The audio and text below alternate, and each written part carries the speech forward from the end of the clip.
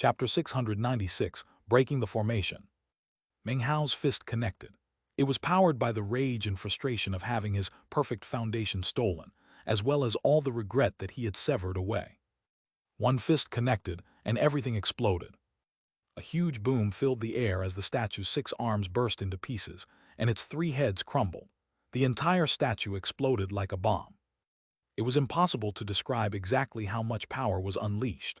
Blood sprayed from the mouths of the 10,000 Black Civ sect disciples as they were sent spinning backward into the spell formation.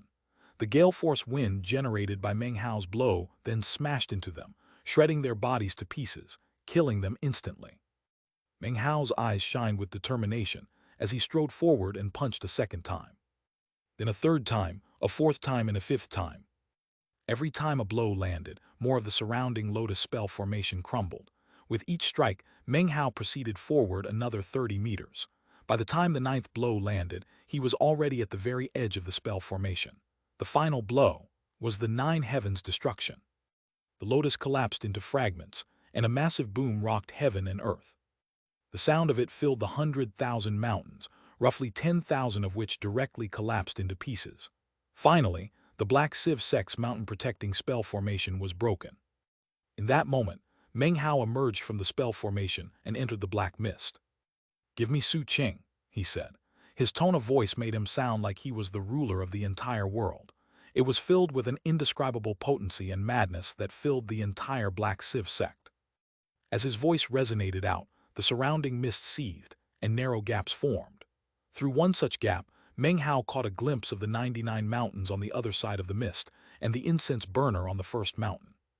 Sitting cross-legged inside the incense burner was a trembling figure, indistinct, but with a very familiar aura.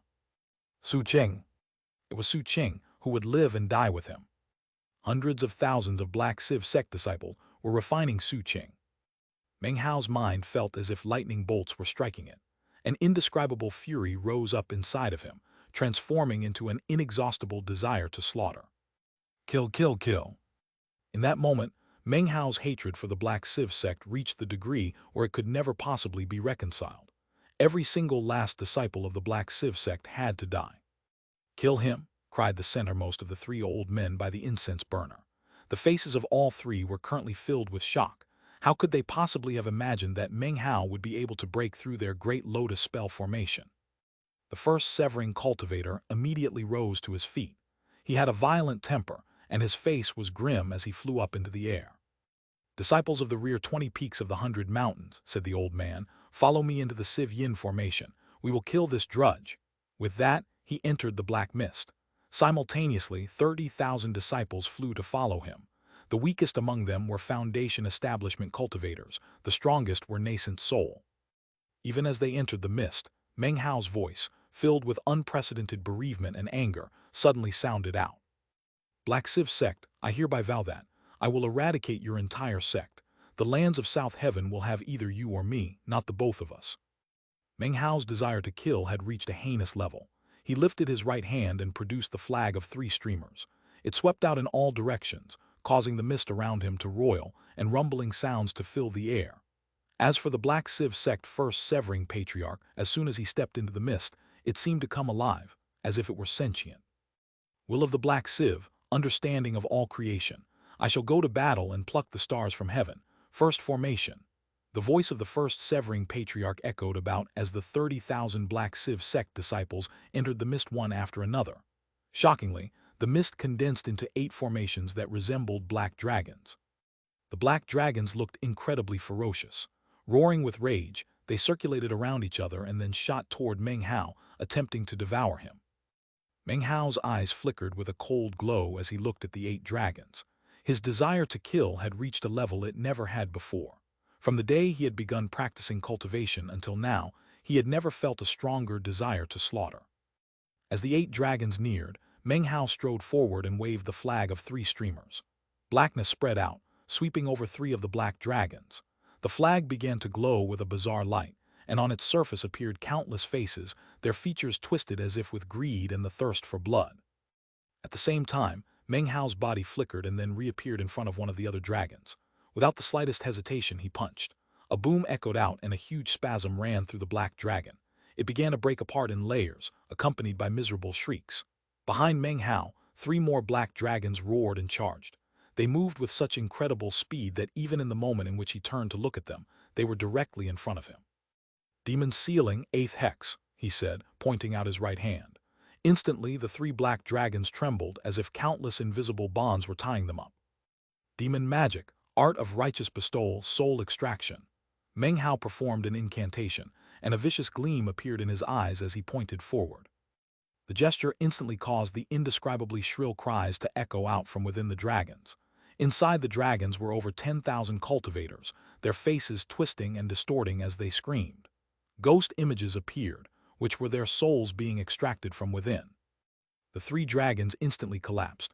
Over 10,000 corpses suddenly fell to the ground.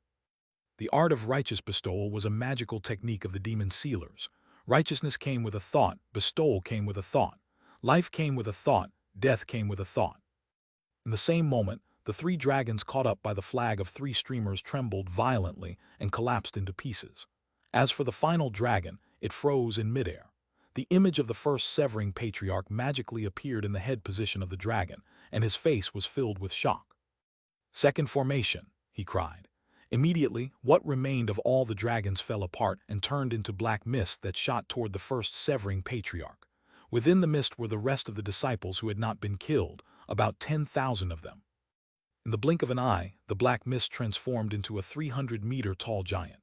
It wore black armor and looked like a god. As soon as it appeared, it charged toward Meng Hao. "Dii!" roared the giant, the combined voice of 10,000 people echoing out to shocking effect. At the same time, the 100,000 mountain suddenly released a boundless aura that enveloped the giant, causing its body to grow. All of a sudden, it was 1,500 meters tall. Compared in size to the giant, Meng Hao was nothing more than a bug. Meng Hao looked up at the approaching giant, and the coldness in his eyes grew stronger. Then he suddenly realized that he wasn't sure whether or not Su Qing was alive or dead inside of the incense burner, and his heart grew even more anxious. At the same time, he understood that if he didn't destroy this spell formation, then he would be unable to enter into the Black Civ sect. "Die!" the giant roared, stretching its arms out to either side and then smashing them together toward Meng Hao, as if to crush him between its palms. They moved with incredible speed. In the blink of an eye, the hands were almost upon Meng Hao. He did nothing to evade, allowing the hands to smash into each other around him. To any one observer, it would appear as if Meng Hao was completely enveloped by the hands of the giant. However, if you looked closely, you would see that the giant was trembling. Not only was it trembling, its expression was one of disbelief and shock. What fleshly body is this?" said the second severing old man next to the incense burner. He rose to his feet, his face filled with astonishment. "Calm down. There's no need to get agitated," said the third severing patriarch, his voice cool. "That's only the second transformation out of 3 total." Even as they exchanged words, the giant's hands suddenly exploded. Black mist spread in all directions as Meng Hao walked out, not harmed even in the least bit. He stepped up to the giant and then instantly punched out. A huge boom could be heard as the giant opened its mouth and expelled a mouthful of mist to block Meng Hao. At the same time, it retreated at full speed. On the giant's forehead, the image of the first severing patriarch appeared, his expression one of terror and astonishment. Instantly he shouted, "Third formation." In response, the body of the giant fell apart into boundless black mist that shot toward Meng Hao and surrounded him. It seethed and spun as it then formed into an enormous globe. Rumbling sounds filled the air as black fire erupted out. Then the globe began to shrink, as if it intended to refine Meng Hao inside of it. It shrank relentlessly, 300 meters, 150 meters, 100 meters, 30 meters. Next to the incense burner, the third severing patriarch coolly commented, "The third transformation, in combination with the power of Mo Li's cultivation base, can easily kill an expert of the second severing level. It doesn't matter how powerful his fleshly body is, the soft can defeat the hard. He will not escape." The other spirit severing patriarch next to him smiled in agreement. "The Civ Yin formation can refine all living things. The only sad thing is that it can't produce medicinal pills. Otherwise, that person could be refined into a pill that would definitely be considered a precious treasure." As the two of them chatted, a huge rumbling sound suddenly rang out. Their faces flickered as they looked up. Down below, hundreds of thousands of Black Civ sect disciples all had similar reactions. What they saw was an enormous black globe of mist, shrunken down to only 10 meters in size.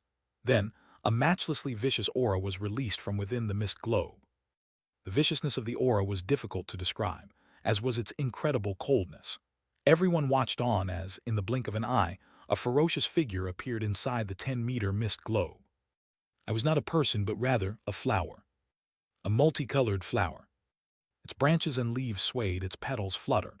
When its aura spread out, the mist globe was incapable of enduring. It exploded with a boom. As it did, blood and gore splattered everywhere from the corpses of the Black Civ sect disciples. In addition, an old man emerged, his face covered with fear, shock, and disbelief as he retreated at top speed. That old man was none other than the first severing patriarch. "Save me," he howled as he fled. However, before he could get very far, and before anyone could even do anything in response, a black branch snaked out at high speed. It wrapped around the old man and violently dragged him back. The old man screamed miserably as the branch hauled him down toward Meng Hao, who then grabbed him by the neck. Meng Hao strode forward.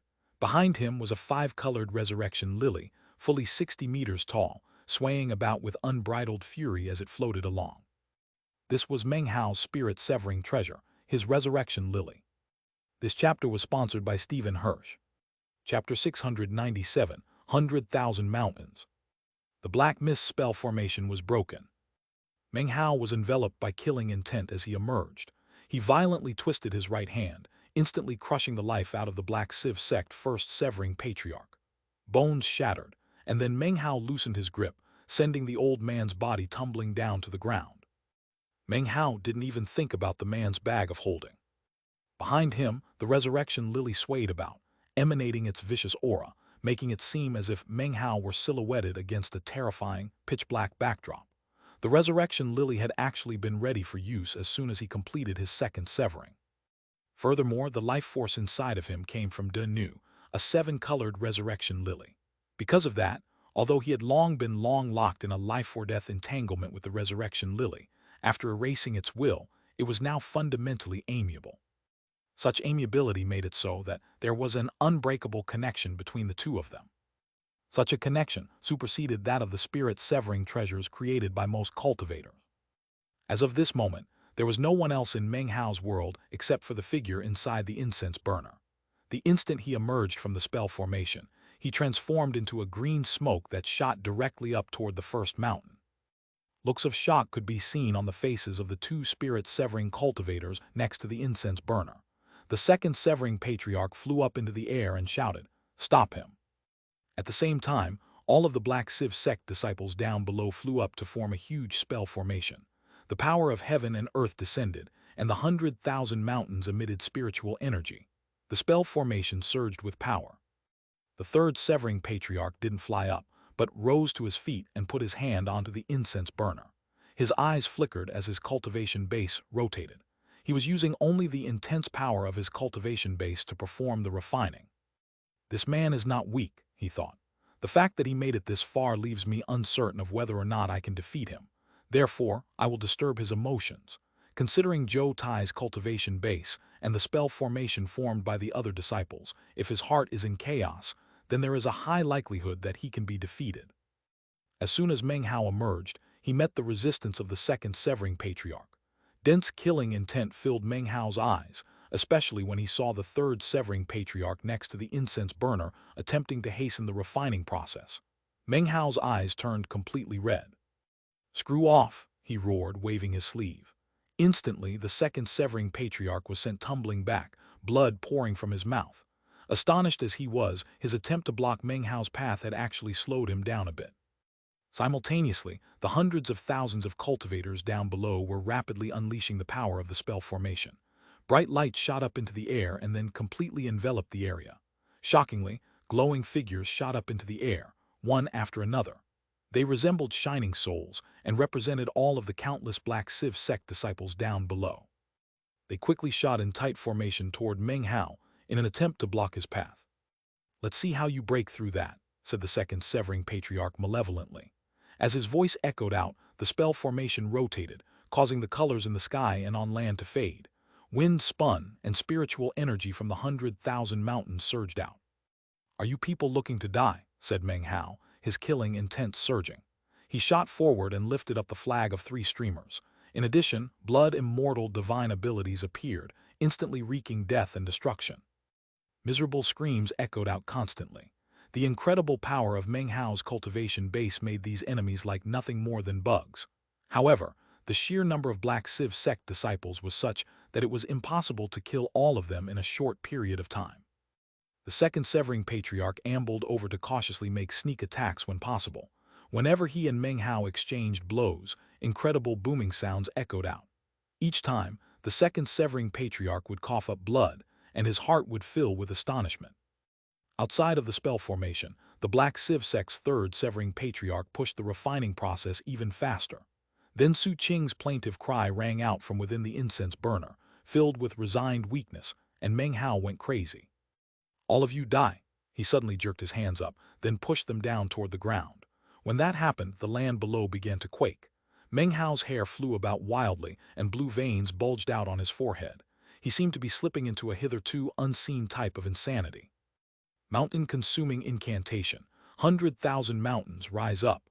Meng Hao tilted his head back and let out a violent roar. Down below, the ground churned like liquid, and the Black Civ sect's 100,000 mountains began to shake. They seemed on the verge of breaking away from their foundations, as if some indescribably powerful force had transformed into 100,000 hands that were now trying to rip the mountains up from the earth. This was the mountain-consuming incantation. The mountain-consuming incantation, powered by Meng Hao's second spirit-severing eternal stratum. When the incantation was unleashed, it was shocking to the heavens and could cause the earth to tremble. "Rise up," roared Meng Hao.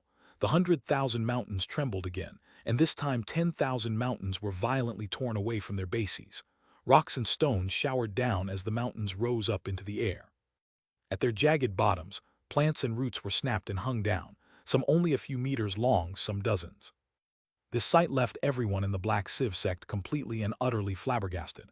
That included ordinary disciples, nascent soul elders, and even the 2 spirit-severing patriarchs.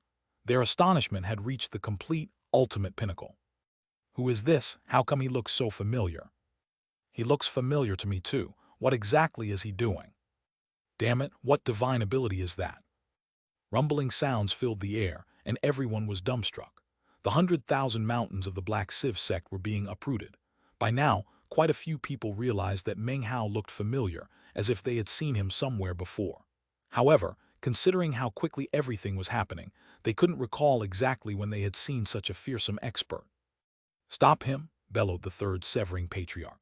The 100,000 mountains were the foundation of the entire Black Civ sect, what it relied on to ensure long-term growth. In addition, the protective spell formations in the sect required their spiritual energy to operate. As such, if the 100,000 mountains really were ripped out of the ground, even though the sect couldn't be considered completely destroyed, essentially, it would be. By this point, the matter of refining Su Qing was relatively insignificant. The third Severing Patriarch immediately strode forward and shot toward Meng Hao. Any other Black Civ sect disciples who hadn't done so already also disregarded all danger to charge at Meng Hao. Meng Hao was now surrounded by the flag of 3 streamers, the vicious resurrection lily, as well as 10,000 magical symbols which had just flown out from inside his bag of holding. The spirits of the magical symbols formed together into a tempest that swept out in all directions. Rumble! Thousands of mountains among the 100,000 mountains were severed from their bases. They floated up to hover in midair, their auras shocking, leaking spiritual energy chaotically in all directions. "Tell me, you people, do you know fear now?" He lifted his head up and laughed maniacally. His eyes were red and his killing intent monstrous. Gritting his teeth, he once again roared, "Mountain-consuming incantation, rise up!" Rumble! Another 10,000 mountains were ripped up too and began to float in midair. By now, more than 20,000 mountains were floating there.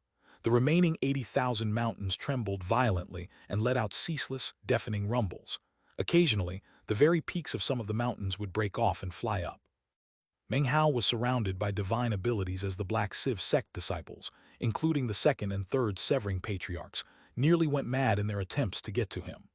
Blood sprayed from Meng Hao's mouth, but then the power of his eternal stratum erupted, leaving everyone else in shocked disbelief. Meng Hao's wounds all healed up immediately. He possessed the eternal stratum and a virtually undying soul. With an undying soul, as long as a sliver of the soul remains, then death can be overcome, and one can come back to life. With the eternal stratum, as long as only a drop of blood remains undestroyed, one can live again. Still haven't risen up yet, Meng Hao roared. Rumbling filled the air as the bases of another 30,000 mountains crumbled, and they rose up into the air. Currently, more than 50,000 now floated in midair. More than half of the mountain range was now afloat. Without their pressure to suppress the veins of spiritual energy that ran through the earth, the spiritual energy in the area was now in complete chaos. Spiritual energy pulsed out, smashing vegetation and trees, causing the entire land to look as if it had been scraped clean. By now, the violent developments had attracted the attention of the whole southern domain. In the Violet Fate sect, Pill Demon was in the midst of meditation when suddenly his face flickered. He rose to his feet and jerked his head up. What he saw was a drop of blood hovering in the air above the Violet Fate sect. The drop of blood was bright red, and as soon as it appeared, it spread out to form a blood shield that covered over the entire Violet Fate sect. Patriarch Blood Demon, what are you doing? Cried Pill Demon, flying up into the air. Simultaneously, countless other cultivators flew up from inside the Violet Fate sect. Pill Demon waved his sleeve and the world shook. A massive power shot toward the blood shield, causing an enormous boom. The blood shield trembled but remained in place. An ancient man wearing a red robe appeared outside of the shield. He looked down at the Violet Fate sect. Fellow Taoist Pill Demon, this blood is from the ancient demon immortal sect. Do you really think you can break through the blood of a demon king? This old man was none other than the patriarch of the southern domain's blood demon sect. 1. If you're interested in reviewing chapters linking the blood demon sect and Meng Hao, check out chapter 34, 93, 94, 95, 582, 583, 676. According to legends, deep within the blood demon sect lurked a greater demon of heaven and earth. It had been asleep for many years, and only occasionally awoke. That greater demon was the Tao reserve of the blood demon sect. Normally speaking, what people saw outside of the sect was this patriarch blood demon. I bear you no ill will, continued the old man. I have utilized this blood, a special treasure, for the purpose of restraining you for 7 days. After the 7 days are up, the shield will fade away. As for the drop of blood, you can keep it as a form of apology. You, said Pill Demon, his face turning grim. Outside the blood shield, the red-robed old man turned and disappeared off into the distance. Similar scenes played out at the same time in the Golden Frost sect, the Solitary Sword sect, the Li clan, and the Song clan. In total, 5 drops of blood appeared across the southern domain to cover over the headquarters of all the superpowers. The drops of blood became seals, preventing anyone from emerging from the sects, and even preventing their Tao reserves from awakening. Just what is the blood demon sect up to? That was what everyone was wondering. However, what shocked them even more was that the sky suddenly turned completely red. Moments ago, 100,000 blood demon sect disciples had appeared in the air above the southern domain. Each and every one of the disciples cut open their arms, causing blood to spurt out. Li Shiki, who floated in their exact center, lifted up an austere magical bottle up into the air. Within this bottle was a drop of golden blood that flew out and soaked up all the fresh red blood. The golden blood then turned bright red, after which all of the drops began to spread out, forming a huge glowing red shield that covered the entire southern domain. The southern domain was sealed. Such a huge seal could not be preserved for very long, at the most, 7 days. In the moment that the sealing occurred, Meng Hao was in the Black Sieve sect, having just ripped up 50,000 enormous mountains. The spiritual energy was now in chaos and spreading out through all of the southern domain. The blood-colored shield prevented the ripples from escaping out. None of the super sects or clans of the southern domain would find out, nor any of the powerful experts. Meanwhile, in the depths of the blood demon sect, there existed a blood-colored pond. Within the pond, a man sat cross-legged in meditation. He was extremely withered and looked almost like a corpse. Suddenly, his eyes opened, and they were filled with boundless ancientness. I've been waiting for such a long time. Finally, the day has come. Chapter 698, Deranged. In the southern domain's Black Sieve sect, Meng Hao was surrounded by a bright red glow. The crowds of cultivators from the Black Sieve sect were sending all sorts of divine abilities and magical techniques against him, as well as magical items. Even with his incredible fleshly body, it was something he couldn't stand up against for long. The flag of three streamers was in full retreat, and even the resurrection lily was falling back. The Black Civ sect disciples had gone mad. There was not a single one who could watch the 100,000 mountains, the very foundation of their sect, being pulled up by the roots and not go mad. No time to wait for all 100,000, thought Meng Hao. 50,000 will do. With that, he suddenly stretched his right arm out and pointed up to the sky. The 50,000 mountains began to rumble and then descended with shocking speed. They shot directly toward the spell formation made up of the hundreds of thousands of Black Civ sect cultivators, then began to slam into it.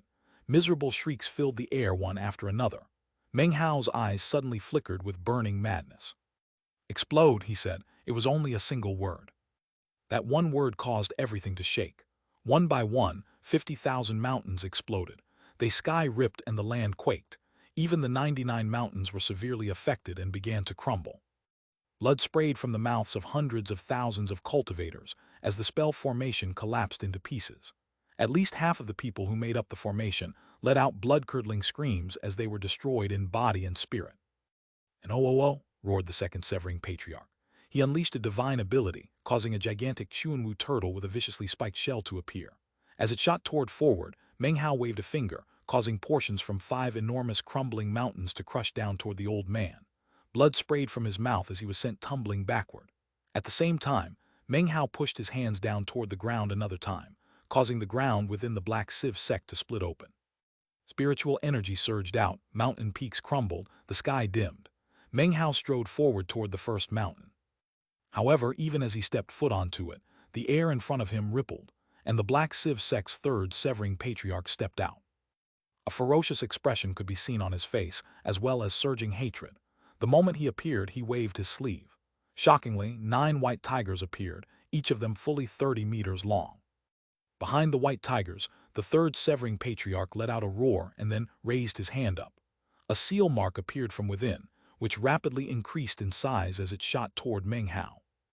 Off in the distance, the second Severing Patriarch gritted his teeth because of the injuries he had sustained, but approached nonetheless. His hand flashed in an incantation gesture, causing black mist to swirl around him and then turn into a statue of a Chuanwu turtle. It emitted a mysterious glow, and also emanated the sounds of wailing, which shook everything in the area. Meng Hao's eyes flickered and he slapped his bag of holding. Immediately, the only time sword tip he still possessed appeared. He grabbed it with his fingers and then suddenly vanished. When he reappeared, he was directly in front of the second Severing Patriarch. He waved his hand and the sword tip flew out. When it slammed into the Chuanwu turtle, the beast instantly began to wither. It let out a miserable shriek and then began to collapse and dissipate. The second Severing Patriarch's face fell as the sword tip neared him. He was just about to attempt to dodge to the side when Meng Hao stretched out his finger. "Hex." It was a single word, but it instantly caused the second Severing Patriarch to tremble to a stop. The sword tip stabbed through him, causing not only blood to spurt out, but also 10,000 years of longevity. Physical pain didn't count for much, but the pain caused by the destruction of longevity caused the old man to let out a miserable shriek. By this point, Meng Hao had already turned around. He flicked his sleeve, and a gale-force wind sprang up to send the 9 white tigers sprawling backward. Then he looked up at the ceiling mark that was bearing down on him. By now, it was already 300 meters tall and causing everything to rumble as it neared. "Suppress!" roared the third Severing Patriarch, gesturing with both hands, sending the seal mark smashing down toward Meng Hao.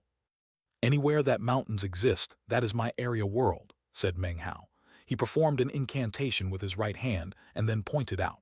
Shockingly, 50,000 illusory mountains suddenly appeared around him. These were the 50,000 mountains that he had just destroyed. As the mountains made their appearance, they turned into Meng Hao's area world. It spread out toward the incoming seal, causing rumbling to fill the air. It also shot toward the second Severing Patriarch, who was already injured. This new attack caused him to let out a scream of defiance as his body trembled and then exploded. He was dead in body and soul.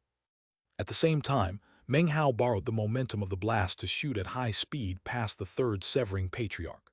In the blink of an eye, he was on the first mountain, next to the incense burner.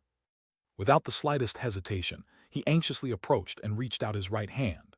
Just as he was about to lay hands on the trembling figure inside, an enraged roar echoed out behind him. The roar spread out, and it contained something that caused Meng Hao's scalp to go numb with a sense of crisis. "You want to save that girl. I'd rather let the rebirth pill refinement fail than let you succeed.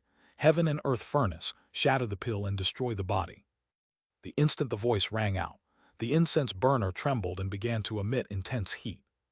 "If you fall back, your beloved in the furnace will be killed. If you don't fall back, then you will die together." Meng Hao's face flickered as he eyed the leaping flames in the incense burner. Critical danger was also approaching him from behind. His eyes flickered with determination. Without hesitation, he stopped in place. He did not fall back. His two hands flickered in incantation pattern, and, ignoring both the danger from behind and the blistering heat from incense burner, he shot forward. He entered the incense burner and wrapped his arms around the stiff figure inside. His body was instantly attacked by the intense heat. His hair burned and the flesh of his face was charred black. His fingers dried and withered, revealing bones. Even his chest was eaten away until his heart was visible. However, he still entered the incense burner to wrap his arms around Su Qing. In that instant, a tremor ran through him as the danger from behind finally arrived. Meng Hao trembled as the 8 white tigers, which had transformed into 8 white spikes, stabbed into his back. Actually, as far as physical pain went, he didn't even notice it. Currently, he was staring blankly at Su Qing as he held her in his arms. She was not beautiful like he remembered.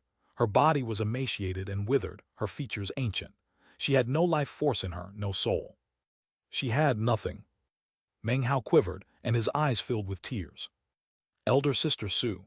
Stabs of pain filled his heart, as if it were being ripped directly out of his body. He instantly fell completely into his madness. At this same time, the voice of the third severing patriarch rang out behind him. A tiger's immortal extinguishing tribulation. In coordination with the words, the 8 spikes that had stabbed into Meng Hao began to emanate an indescribably terrifying power. It instantly filled every corner and recess of his body. Meng Hao's eyes were crimson as he looked at Su Qing.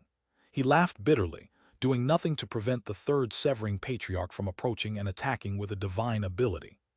Blood sprayed from his mouth, only to be instantly incinerated. "First tribulation," said the third severing patriarch. Booming filled Meng Hao's body. "Second tribulation. Third tribulation." Booming rang out constantly as, one by one, the 8 spikes inside of Meng Hao shattered. They battered his soul and shredded his body, but he didn't care. The only thing he cared about was the corpse of the woman he held in his embrace. He felt hatred, madness, insanity, and regret. He had arrived too late. "You live, I live. You die, I die. If you grow old, then I'll grow old together with you." Meng Hao heard the words from the past echoing in his ears. He laughed bitterly as the explosions racked his body. "Fifth tribulation. Sixth tribulation. Seventh tribulation." Suddenly, an intense hope filled Meng Hao's face. He began to breathe raggedly, and even as the words 8th tribulation rang out behind him, he realized that there was a problem. Su Qing's soul. Her soul is not in her body anymore, her soul. Bodies can be restored. As long as her soul has not dispersed, she isn't dead.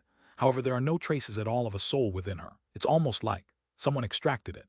Meng Hao's entire body trembled and roaring sounds filled his whole body. He slowly put Su Qing's corpse into his bag of holding. As he did, his eternal stratum, seemingly in unison with his sudden lucidity, exploded out along with the 8th tribulation. It was at that point that roaring flames suddenly burst out all over Meng Hao's body. The more than 100,000 remaining Black Civ sect disciples saw this, as did the third severing patriarch. They saw flames, and inside of the flames a person. Everything else above and below faded, and the Black Civ sect disciples' faces filled with excitement. The third severing patriarch finally breathed a sigh of relief. The menace of Meng Hao was something he couldn't quite handle, and he had even been worried that, because of Su Qing, he wouldn't be able to kill him.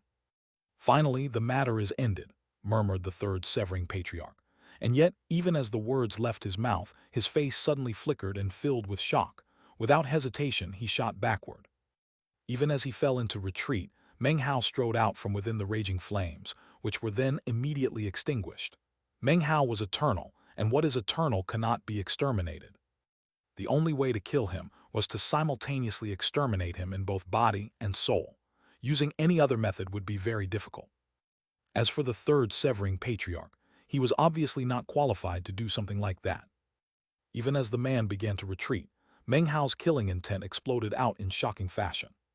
"Where is Su Qing's soul?" he said, glaring directly at the third severing patriarch. He spoke slowly, and his eyes were thoroughly bloodshot. His voice was filled with the thirst for blood and slaughter, and anyone who heard it would feel an incredible sense of danger. The more than 100,000 surrounding Black Civ sect disciples were trembling. By this point, there were a few who finally realized why Meng Hao looked so familiar. Before, they had sensed the familiarity but didn't have time to think deeply about the matter. Now, though, they suddenly thought of a name from the past. Meng Hao. This chapter was sponsored by Alex Tsu. Chapter 699, Civ Yin Sect. That's Meng Hao. Violet Furnace Lord Meng Hao of the Violet Fate Sect. He even came to the Black Civ Sect once to give a lecture about the Tao of Alchemy. It had been silent before, but suddenly, the sound of gasping filled the air as everyone suddenly thought the same thing. 200 years ago he was in core formation, but now he can slaughter spirit-severing patriarchs.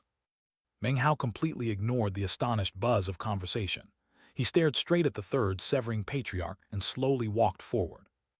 As he neared, an enormous energy rose up from Meng Hao's body, which transformed into an incredible pressure that covered over everything. The hubbub instantly died down, and even the wind ceased to blow. The only thing left behind was the indescribable pressure. At the moment, it was evening, and the sky was just starting to turn dark. The Civ Yin Sect, her soul is in the Civ Yin Sect. When the third severing patriarch felt the pressure and saw Meng Hao's gaze fixed upon him, his heart grew numb and a sense of despair filled him. He was certain that if he didn't tell Meng Hao what he wanted to know, he would die this day. It was then that he remembered that the Civ Yin Sect was actually the true Tao reserve of the Black Civ Sect, so he quickly blurted out the name. The Black Civ Sect was divided like yin and yang. In accord with that division, it was split into two factions. On the surface was the Black Yang Sect. However, beneath the 100,000 mountains was the Civ Yin Sect. The two factions were inextricably linked, which was how the name of the Black Civ Sect came to exist in the southern domain. Of course, Meng Hao was not aware of this, but he did know a bit about the Black Civ Sect. He knew about the countless discarnate souls that existed underground. It was years ago that he had first sensed the discarnate soul of Matriarch Phoenix in Su Qing. He also knew that some chosen of the Black Civ Sect had Civ Yin Sect souls hidden within them. As for which of the two factions occupied the position of leadership and which was subservient, well, no outsider knew the answer to that question. Meng Hao said nothing in response. He simply lifted his right hand up, performed an incantation, and then pushed his hand down toward the ground. As he did, his demon sealer's aura exploded out. As a result, the demonic chi of heaven and earth in the area surged toward him in a constant flow. It swept about, causing his view of the entire world to change instantly. Shockingly, he could see that the land was covered with boundless auras of sinister death. The auras swirled together to form a vortex that actually existed in the ground deep beneath the Black Civ Sect. Gradually, he could also make out what appeared to be a turbid river flowing underneath the surface of the ground. It was surrounded by countless discarnate souls. Surrounding the river were 10 enormous, illusory palaces that floated in the air, which seemed to be guarding the river. In the center of the 10 palaces was an altar formed from bleached bones. It was filled with a bizarre, awe-inspiring aura, and above it floated a black crystal ball. Within that crystal ball was a soul, apparently sleeping. As soon as he saw the soul, Meng Hao's entire body began to shake. It was Su Qing. Beneath the crystal ball were 4 blurry figures sitting there cross-legged. A sinister aura of death radiated off of them, which made it clear that these 4 figures were corpses that had been there for countless years. The moment in which Meng Hao saw the 4 corpses, they all lifted their heads. Bizarre, underworldly light shone in their eyes as they looked at Meng Hao. There were 4 corpses, but it was 3 wills that suddenly exploded out in Meng Hao's mind. Screw off. Get the hell out of here. This is not a place you can enter. If you don't screw off within 3 breaths of time, you'll end up remaining here forever. In response, Meng Hao lifted his foot up and then stamped it down onto the ground. The surface of the land rumbled, and a huge fissure opened up. Determination filled his eyes as he shot down into the fissure. As soon as he entered, a sinister, cold aura rose up. Furthermore, countless discarnate souls emerged from within the river. Their eyes glowed with strange lights as well as greed as they shot toward Meng Hao. An archaic voice echoed out from the turbid waters below. In the yellow springs, the discarnate souls of heaven and earth see not the sun. They wish only to remain buried in the depths. The countless discarnate souls shot forward, causing an evil wind to spring up. A strange light gleamed in Meng Hao's eyes as he proceeded onward 300 meters. He slowly extended his right hand toward the tens of thousands of incoming discarnate souls. Then, he chopped his hand down, creating an illusory blade imbued with his Tao. The slash of this blade was like the slash of the Tao. 1.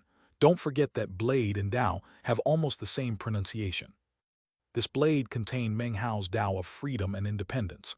His life was a journey, and he would be free and unfettered. This Tao was a severing of fetters.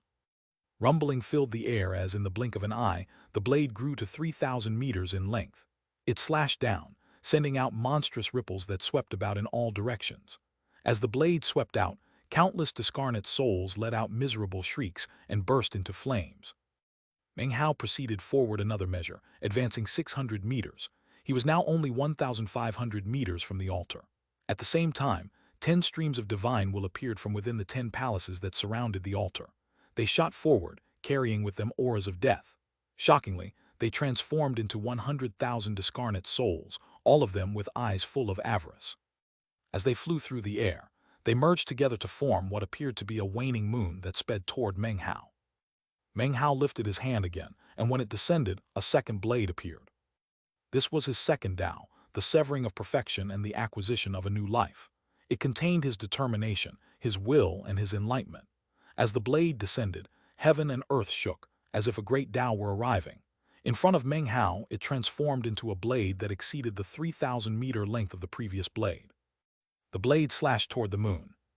Booming sounds rattled out in all directions. Wherever the ripples of the blade passed, the discarnate souls screamed miserably. The waning moon emitted a bright glow as it attempted to fight back. When the two slammed into each other, the waning moon trembled. Meng Hao's blade slashed directly into its center, completely slicing it in two. It instantly shattered into pieces. When the waning moon exploded, the 10 temples trembled. All of the discarnate souls in the area looked completely astonished. Even as the waning moon began to reform, Meng Hao waved his hand and pointed. Demon Sealing 8th Hex. Rumble. Demon sealing magic was incredibly potent when used against the discarnate souls. The waning moon shuddered and instantly began to disperse. At the same time, countless disconsolate wails could be heard echoing about. It's him. It's the demon sealer from that year. He's a demon sealer. Even as the voices rang out, Meng Hao advanced a third time, crossing a span of 1,500 meters to directly near the altar. At the same time, 3 of the 4 figures opened their eyes and lifted their hands to point toward Meng Hao. Discarnate Soul Tao, Tao of Soul Destruction. Shockingly, these 3 corpses had cultivation bases at the 3rd spirit severing level.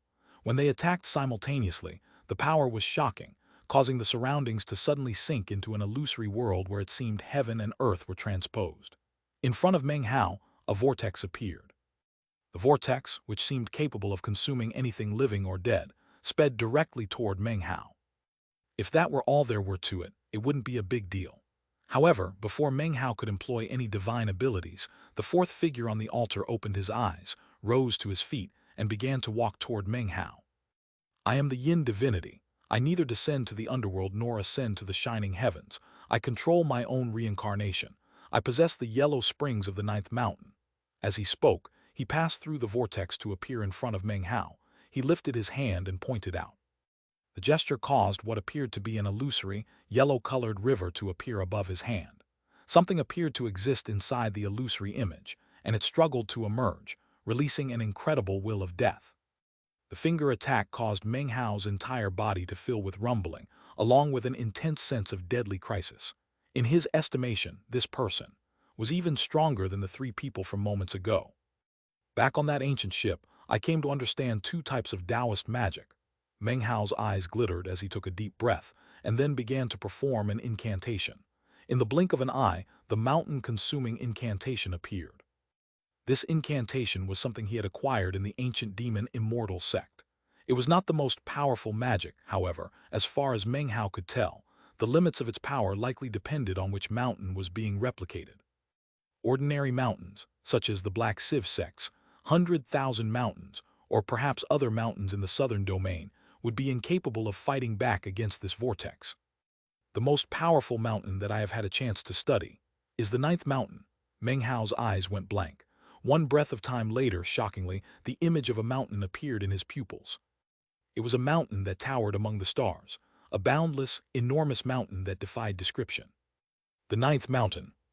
As soon as the ninth mountain appeared in his eyes, it also manifested in his palm.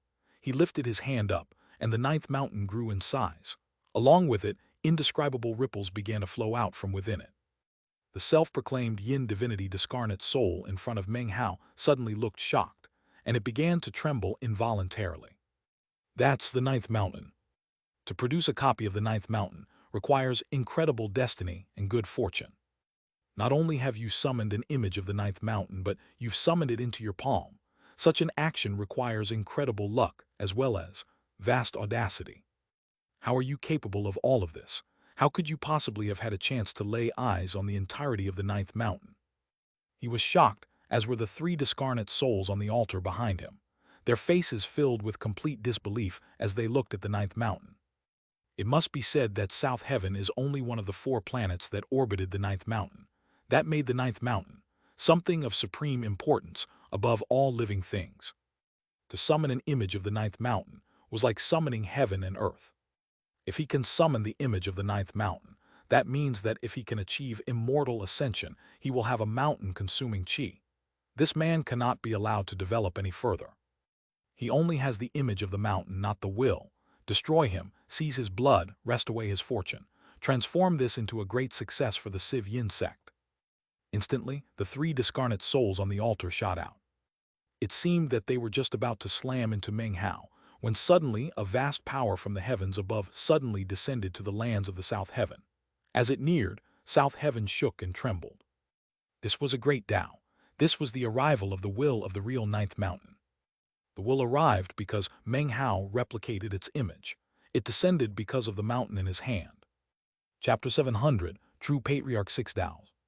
In almost the exact moment in which Meng Hao used the mountain-consuming incantation to summon the image of the ninth mountain, far out in the starry sky outside of planet South Heaven, the indescribably majestic ninth mountain suddenly trembled. Along with the trembling, the will of the mountain, as if in response to some mysterious call, neared South Heaven and descended into Meng Hao's palm, onto the rapidly expanding image of the ninth mountain. It was only a sliver of will, but to Meng Hao and the surrounding discarnate souls, it was shocking to the extreme. The astonishment of the discarnate souls was at a pinnacle. Resonance. He actually formed a resonance with the ninth mountain. The discarnate souls trembled, and Meng Hao's eyes were now anything but blank. He suddenly waved his right hand, and the ninth mountain in his hand shot forward. As it bore down on the self-proclaimed moon divinity, the discarnate soul defended with every bit of power it could muster. Countless heavenly bodies appeared around it and shot forward to block the mountain. Bam! The heavenly bodies collapsed, and the moon divinity discarnate soul let out a disconsolate shriek as the ninth mountain slammed into it, completely destroying it in all aspects. Then the ninth mountain smashed into the enormous vortex, shattering it into pieces.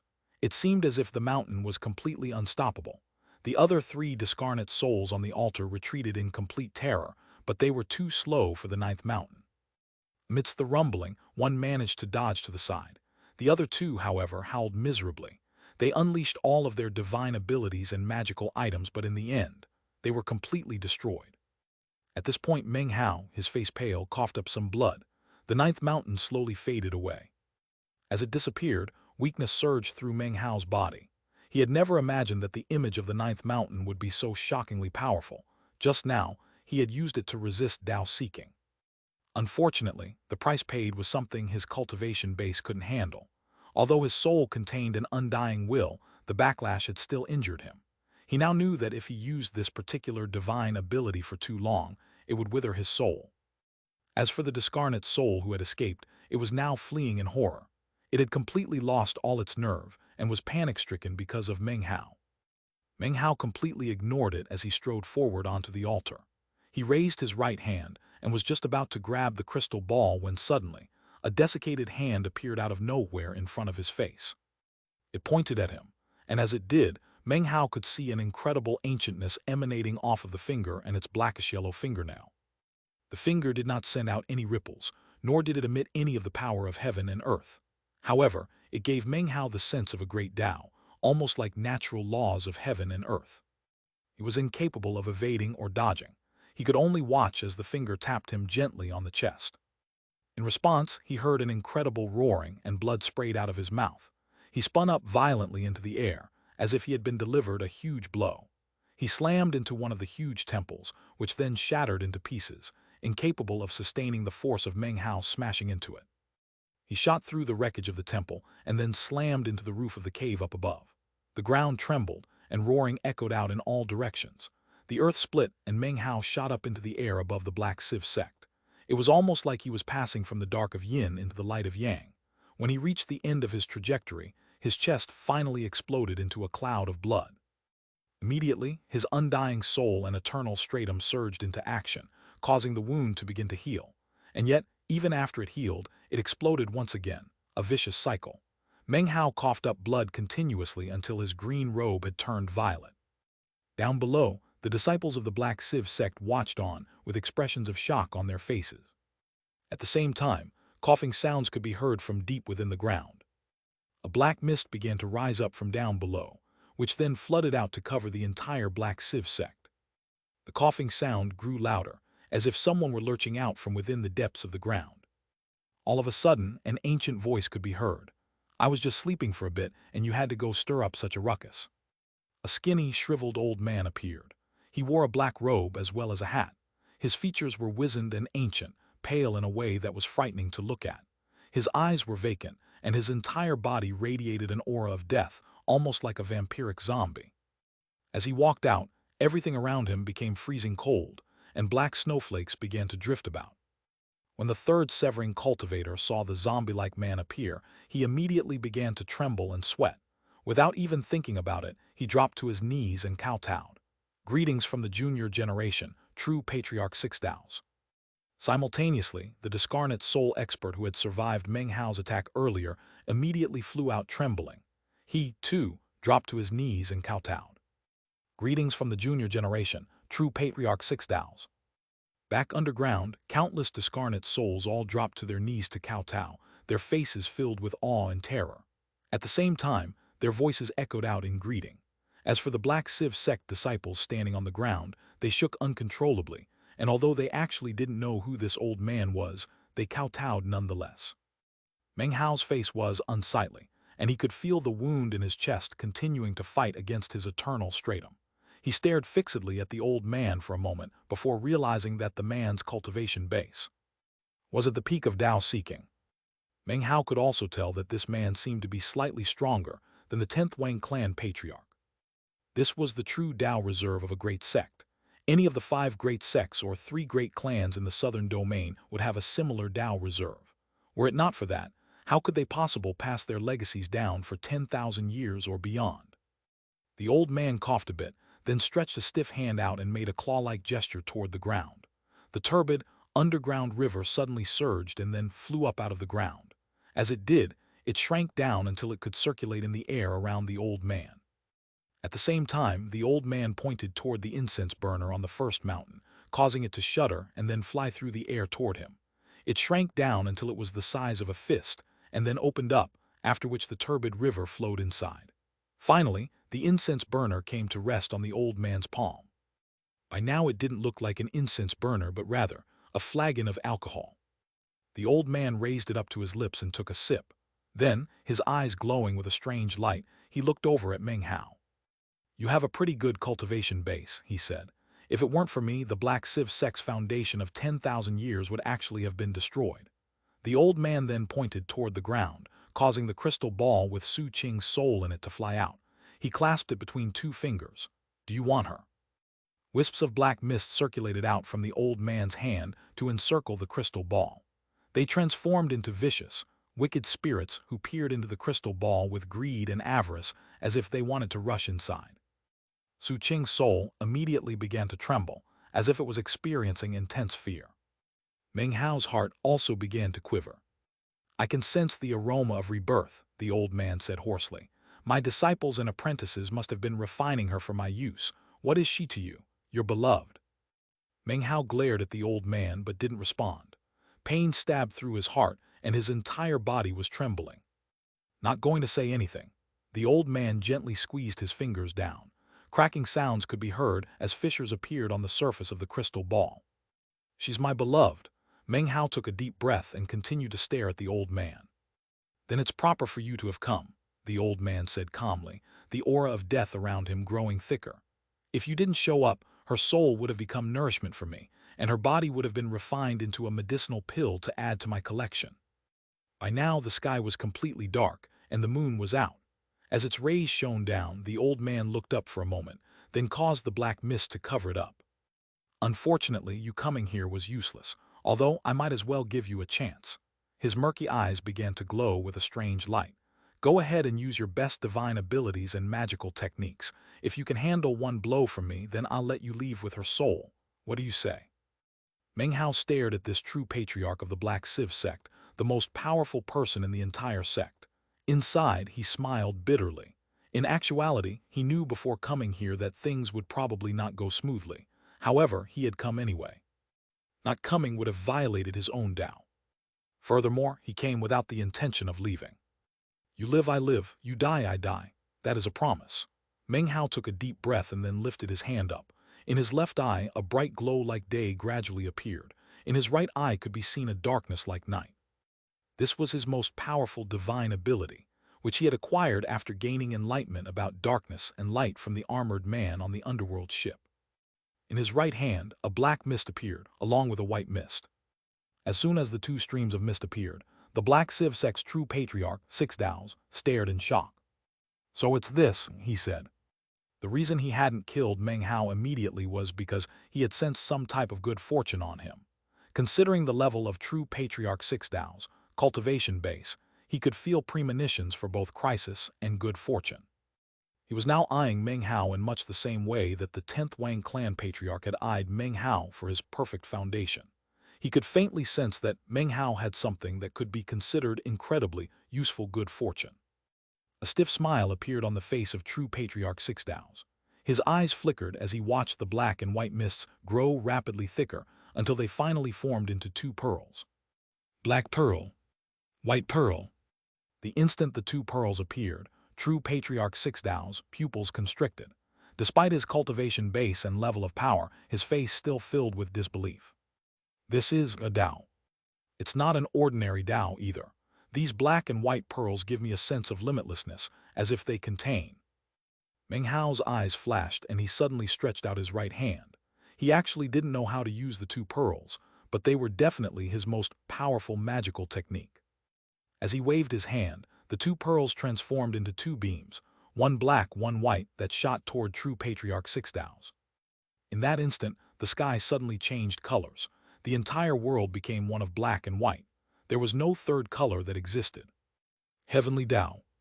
This is a heavenly Tao, not of the ninth mountain, but from outside the great 9 mountains. This chapter was sponsored by Carlos Cardenas Jorigui, Lorenzo Ibarria, Tanawat Pichibunwang, Patrick Czigzinski, and Mustaqim Ahmed. /expand. The black pearl represents death, and the white pearl represents life. No, wait. The white pearl represents death and the black pearl represents life. That's not right either. How many Taos are represented here? The cause and effect of karma, truth and falsehood, life and death, the cycle of reincarnation, heaven and earth. True patriarch Six Dao's face flickered. As the pearls neared him, he waved his right hand out in front of him. Immediately, the incense burner flew out and began to expand.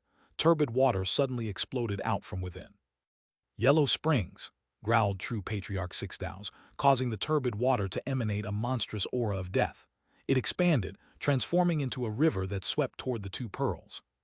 However, even as it neared the pearls, the yellow springs began to tremble and then fall apart. Countless souls appeared and began to dissipate out in all directions, looking blank and confused.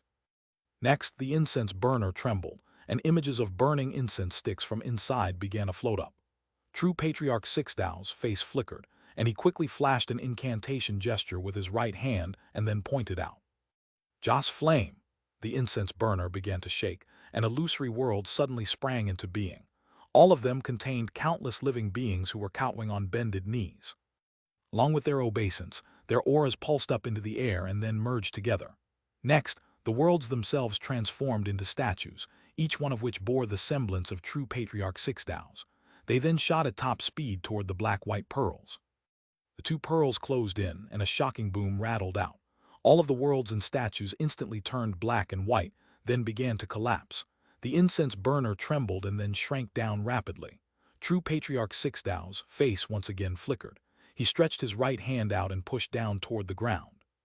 Yin-yang rotation, heaven and earth transformations.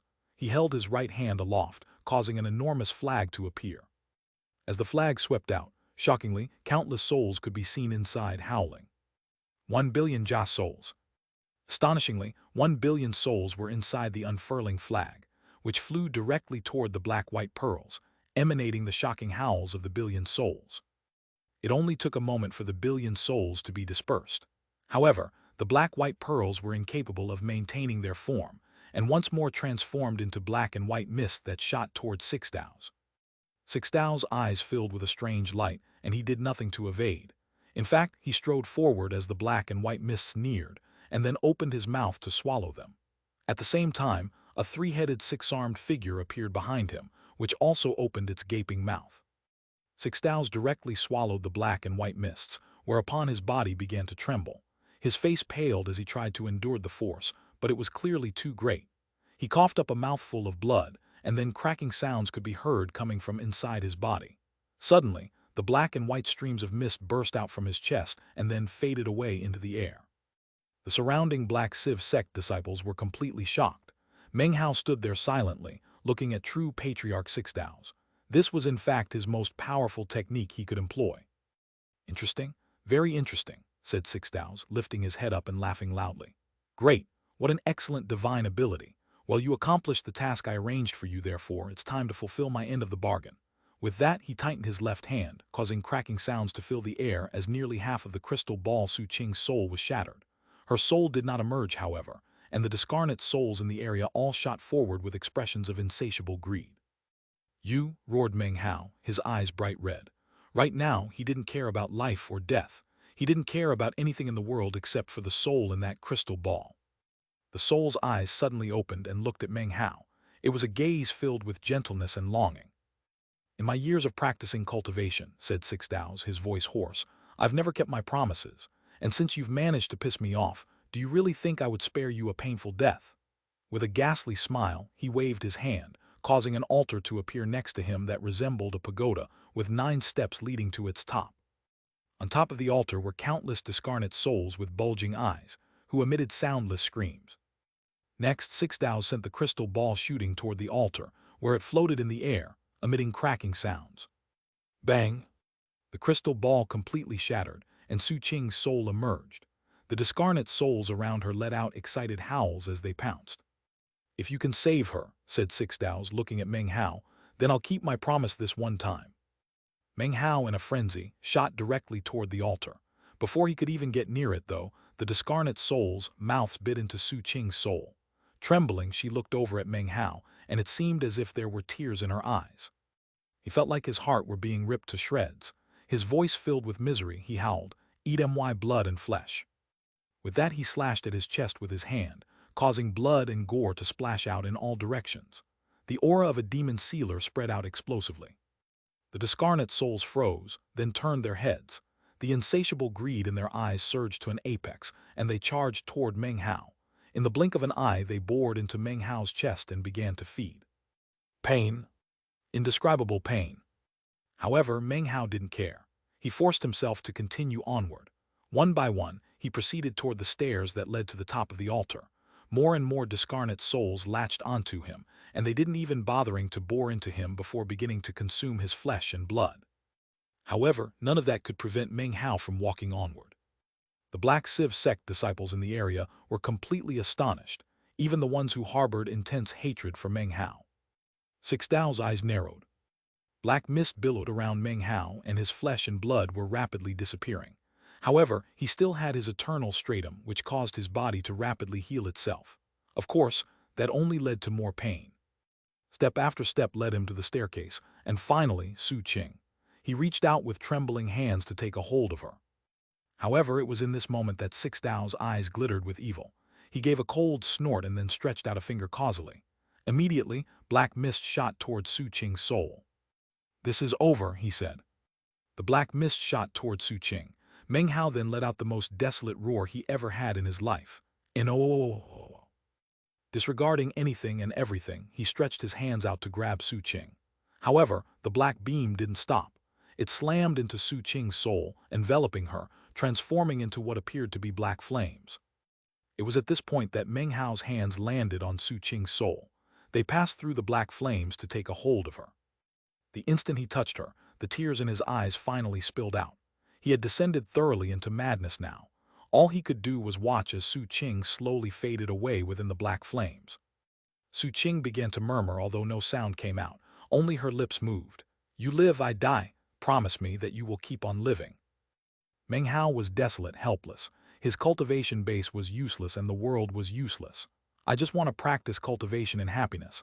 I just want to be with Su Qing. Cultivation, just what kind of life is cultivation?" It was in this moment that suddenly, a voice rang out in Meng Hao's mind. "Promise me something and I can help you." The voice was completely unexpected, but as of this moment, Meng Hao didn't care. As soon as he heard it, he responded without hesitation, without taking time to think about how strange it was. "I promise, anything you want, I promise." As soon as he spoke the words, Su Qing, who seemed just on the verge of fading away completely, was suddenly enveloped by a blood-colored beam of light that shot down from the sky. Instantly, the black flames were extinguished. Six Dao's face fell as suddenly a seething red cloud appeared up above. The sky turned red, and an enormous face appeared in midair. It was the face of an old man, his eyes crimson, with a blood-red horn protruding from his forehead. As soon as the face appeared, the disciples of the Black Civ sect felt the blood in their bodies starting to boil, as if it might burst out from within them. The entire world, the sky, the land, was now the color of blood. Everything visible was completely blood-colored. Six Dao's pupils constricted and his energy surged. He waved his right hand, causing the incense burner to circle around his head. "Blood demon, do you really dare to interfere with the matters of the Black Civ sect?" "Why wouldn't I dare?" replied the face in the sky. Six Dao's entire body filled with a roaring sound, as the scant amount of blood that actually existed inside of him suddenly exploded out, showering in all directions. His face flickered, and he flew up into the air, transforming into a beam of light that shot toward the face. "Everybody says Blood Demon is the top expert of the Southern Domain. Well, I don't believe it." "Southern Domain," the face shook its head. "An uncivilized land at best." Shockingly, a wrinkled, blood-colored hand appeared that emanated a shocking blood will. It shot toward Six Dao's, grabbed him, and squeezed lightly. A boom echoed out as the incense burner shattered. The yellow springs vanished, and more blood sprayed from his mouth. Six Dao's was astonished to the extreme. You. "I'm not going to kill you," the face said coolly. "That task will be accomplished in the future by the Blood Prince of the Blood Demon sect." The hand loosened its grip, allowing Six Dao's to drop to the ground, his body oozing blood. The surrounding Black Civ sect disciple watched on with pale, astonished faces. The face in the sky slowly turned to look at Meng Hao, as if he were the only existence in the world it would deign to look upon. "You made a promise."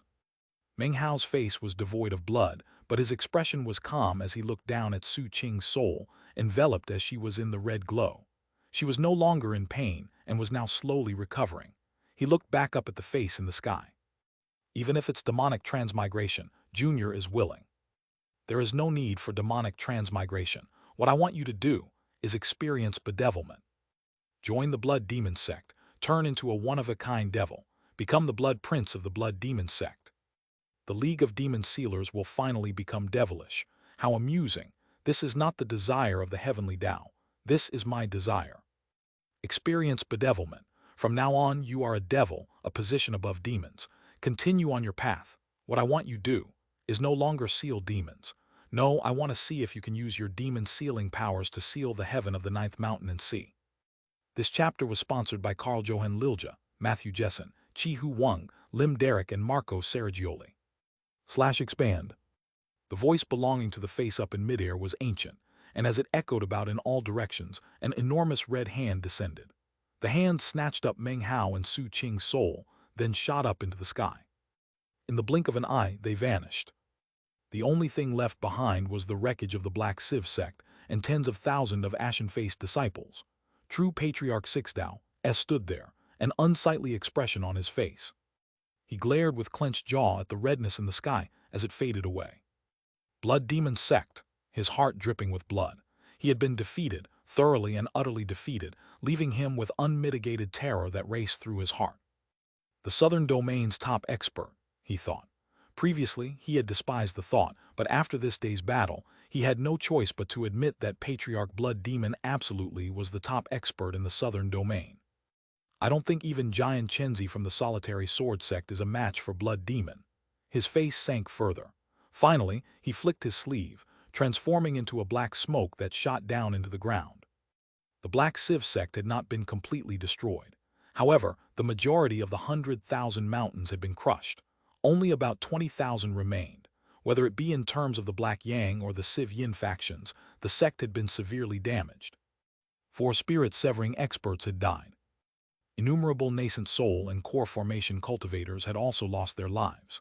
Thanks to the Black Civ sect's Dao reserve, they could still technically be considered a great sect. However, the sect was so badly mangled that it would be difficult to match their previous pinnacle even after 10,000 years passed. Meanwhile, the blood-colored shield covering the Southern Domain vanished. The blood-colored shields that had been erected over the Violet Fate sect, Solitary Sword sect, Golden Frost sect, and the Li and Song clans also disappeared. The sects and clans were no longer sealed. Their powerful experts immediately sent divine sense out into the Southern Domain to settle accounts with the Blood Demon sect. However, when they saw the wreckage of the Black Civ sect, they gasped. Instantly, they concealed any desire they had to settle accounts. Gradually, word of the ancient title of top expert once again began to spread throughout the Southern Domain. A few hours after Meng Hao's departure, Pill Demon appeared in the air above the Black Civ sect. His face looked more ancient than ever as he looked down silently at the wreckage below. After a long moment passed, he sighed and began to murmur to himself, "I'm the master and I couldn't even save my apprentice. Do I even qualify to be his master?" He kowtowed 3 times and called me master. Finally, Pill Demon raised his head up, determination glowing in his eyes. "I've been living an easy life for far too long now. I've long since reached the point where I'm not willing to search for the Tao of immortality. Is it because I'm afraid? Perhaps. The time has come for severing." Shaking his head, he left and returned to the Violet Fate sect. 3 days after returning, a great Tao descended. In that moment, the eyes of all the powerful experts in the Southern Domain turned toward the Violet Fate sect. In truth, it was not a single great Tao which descended, but rather a succession of 3. In the Solitary Sword sect was an old man wearing a white robe in front of whom floated a sword of moonbeams. "Violet East is finally performing his severing," he said softly. In the Golden Frost sect, deep in a restricted area within a field of blackness, a mysterious glow suddenly appeared that looked like eyes. He's been simmering for all these years. Did he finally reach a conclusion? Li and Song clan experts, as well as many others, all gazed toward the Violet Fate sect to bear witness to the goings-on. In his previous life, Reverend Violet East refused to become a false immortal of the Jai clan. He longed to be a true immortal. Unfortunately, he passed away in meditation before his immortal tribulation arrived.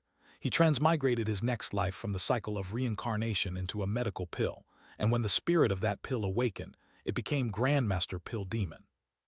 1. I pointed this out a long time ago, but would like to reiterate that the characters in Pill Demon's name literally mean Pill Ghost. I came up with the translation very early on in ISSTH, before I started reading ahead in the story. By the time I learned of his full story, the name had already stuck, and I didn't want to change it. So just to be clear, the name does not contain the same character that is usually translated as demon in the story. 3 great Taos and 3 severings in a row. Based on the knowledge he has from his last life, it seems he's going from spirit severing directly into Tao seeking. Considering the latent talent of Reverend Violet East and the nature of this severing, it won't be long before he's at the peak of Tao seeking. The only question is, will he be able to reach true immortal ascension this time? True immortal, Either reach immortal ascension or experience the soul scattering in death. After that there is no reincarnation, only a complete blotting out of one's existence. In addition, there was one other powerful expert who appeared, someone who sat in a blood-colored mountain, wearing a blood-colored robe. The path to true immortality that opens every 10,000 years has once again opened. The opportunity to become a true immortal has once again appeared. I wonder, how many will experience the downfall of their Tao, dispersing their bodies and souls? Meng Hao, destiny links both you and me to the League of Demon Sealers. Although it was for selfish reasons that I forced you to join the Blood Demon sect, I have absolutely no ill intentions toward you whatsoever. I'm just not too pleased with the inflexible, pedantic 8 generations of your league. The League of Demon Sealers, wardens of the great 9 mountains and seas, is your heart, with the 9 mountains and seas or outside. If it is outside, then you are not worthy of the mountain and sea realm. If your heart is here, then why haven't you sealed the heavens, Demon Sealer? Starting in ancient times, the League of Demon Sealers has always been heartless. Could it be that the 9th generation is the same? I refuse to believe it. I won't harm you, and in fact, I will give you great good fortune. I will help you to grow up, and I will be your Tao protector. When you wish to leave this place, I won't stop you. I just hope that your experiences and time here in the Blood Demon sect will make you pause for thought when it comes time to make those critical decisions in the future. The man sighed as he muttered to himself, and it echoed throughout the southern domain. The name of the mountain the man stood on was Mount Blood Demon. The Blood Demon sect was one of the 5 great sects of the southern domain. In the past, it was a place of incredible mystery that struck fear into the hearts of anyone who heard its name. In fact, few people knew exactly where it was. They only knew that Blood Demon sect disciples were all decisive killers. For example, Li Shiki. Another well-known figure among the rising stars of the sect was Wang Yaoke, who was surrounded by the glow of blood wherever he went. Actually, the Blood Demon sect was not a very large place. It consisted of only 5 mountains. The centermost mountain was Mount Blood Demon, which was surrounded by 4 other mountains that had no true names, but rather were called by the names of whoever occupied them. Currently, Meng Hao sat cross-legged on Mount Blood Demon. Behind him was a cave mouth that emanated a glow of blood and pulsed with a cold, imposing aura. In front of him was Su Qing's soul, surrounded by a glowing sphere of red light. He looked at her and she at him. They were as separated as yin and yang, but their gazes seemed capable of lasting an eternity. Also standing there on Mount Blood Demon was a figure surrounded by an aura of blood. It was impossible to see his face, but he was currently staring off into the sky. "Have you thought it through?" he said slowly. Meng Hao didn't reply. He had been in the Blood Demon sect for several days now. When he first arrived, the blood-colored figure had spoken a few words to him. "Do you wish to accompany your beloved for your whole life, or for a single lifetime? A whole life includes a single lifetime, but a single lifetime does not include whole life. A single lifetime is a simple matter, and I can help you with that. As for a whole life, I can't help you." That was the choice which had been set before him. Meng Hao didn't respond. He only looked at Su Qing. She didn't say anything either. She only looked back at him. That lasted all the way to the moment in which the blood-colored figure spoke again. Finally, Meng Hao responded, his voice soft. "Su Qing and I have an agreement. She lives, I live. She dies, I die." The blood-colored figure was silent for a long moment before his ancient voice once again echoed out in Mount Blood Demon. "If you choose a single lifetime, then I will fuse her soul into her fleshly body. By nourishing it with a miraculous object of heaven and earth, she can be completely recovered in 100 years. However, her soul has been damaged and her body weakened. The fusion is difficult, and if it fails, she won't last even 100 years. Even if it does succeed, she will be incapable of spirit severing. You will be able to spend 1,000 years with each other until her longevity reaches an end. If you choose a whole life, then she must enter the cycle of reincarnation. Her soul will travel to the underworld of the 4th mountain, and she will be born anew. As to which mountain she is born in, it is impossible to say. Before reaching immortal ascension, she will remember nothing from her previous life. However, in the moment she does reach immortal ascension, she will remember everything. Then, she will be able to accompany you for your whole life. You have a choice to make. Take her to the underworld to be reincarnated, or live with her here for 1,000 years. If you take her to the underworld, then I can make you a promise. I'm on good terms with K letter 1E63ITIGARBH of the Earth Store Bodhisattva. Your beloved will be able to avoid any suffering in the underworld, and upon reincarnation, she will be accompanied by incredible good luck. Afterward, there will be a high likelihood that she can achieve true immortal ascension. You have a month to decide. I'll be waiting for you in the blood pond. Gradually, the blood-colored figure transformed into a glow of blood that faded away into the surroundings. The sun rose and set. Meng Hao looked at Su Qing, and she gazed tenderly back. They didn't speak, they just looked into each other's eyes, day after day after day. Half a month went by, although it seemed like an eternity. Finally, she smiled. Send me into the cycle of reincarnation. I don't want 1,000 wonderful years. I want to spend my whole life with you. Meng Hao didn't respond. She looked at him for a moment. We agreed, didn't we? I want to grow old with you. Meng Hao shook his head. He was about to open his mouth to speak when Su Qing smiled and interrupted him. You're scared that you won't be able to find me, aren't you? Senior Blood Demon said that if we pick reincarnation, then it's impossible to tell which mountain I will end up on. However, let's make an agreement. You come looking for me and I'll wait for you. There's no need to fear, junior brother. Our agreement in this lifetime is an agreement for a whole life. In my next lifetime, I'll definitely dream of you treading through the heavens to come find me. You'll hold out your hand to take mine, and then we will live the rest of our lives together. There's no need to talk any more about what decision to make. We can live together for 99 years. In the final year, I'll enter the cycle of reincarnation. Su Qing looked at Meng Hao earnestly. Meng Hao looked at her and then nodded, pain stabbing through his heart.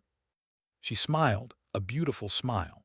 He reached up toward the glowing red pearl that contained her soul, and it floated down onto his palm. He closed his eyes and clutched it as if he was embracing her. He would never forget how her beauty had turned into old age. He would never forget how some of his life force contained hers. Finally, he opened his eyes and stood up. It doesn't matter which mountain you are reincarnated to, I will find you.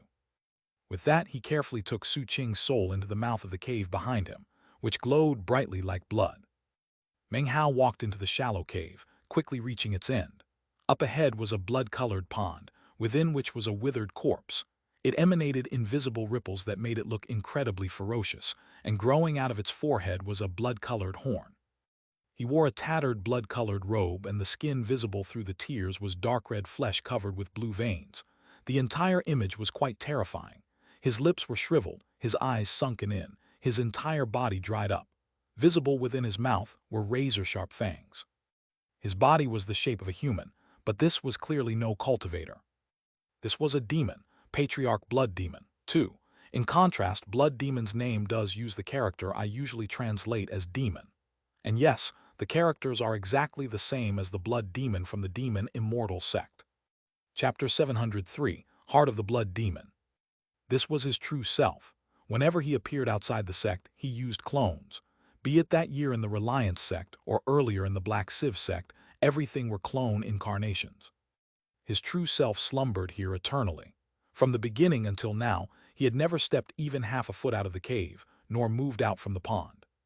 As Meng Hao laid eyes on him, his head slowly raised up and he looked back. His gaze was archaic, seemingly filled with countless years of time. Anyone who saw him would think that they were watching time move in reverse. It was as if they were looking far into the past, into ancient times and the stars. I'm already aware of your choice, he said, his hoarse voice echoing about in the cave. A withered, emaciated hand lifted up and waved through the air gently. Blood rose up from within the pond, moving in accord with the gesture of his finger to congeal into a magical symbol. As soon as the magical symbol finished forming, its color changed. It was no longer blood-colored, but rather glowed with a golden light. An incredibly powerful life force emanated out from it, as if the symbol itself were alive. As soon as the life force appeared, Patriarch Blood Demon visibly became even more ancient and withered. He didn't offer an explanation to Meng Hao, but this gold magical symbol was created from some of the essence of his life force. The power of such life force was developed through ages of cultivation, and was something that could not be restored. The golden symbol flickered a few times, and then flew toward Meng Hao. Place this magical symbol on her old fleshly body, he said, his voice hoarse and his tone casual. After 9 nine-day cycles of nourishment, a total of 81 days, your beloved soul can re-enter her body, and she can once again walk about in the lands of South Heaven. If she does not enter the cycle of reincarnation within 100 years, then her longevity of 1,000 years will be cut short. Once she enters the cycle of reincarnation, this magical symbol will guide her through the void.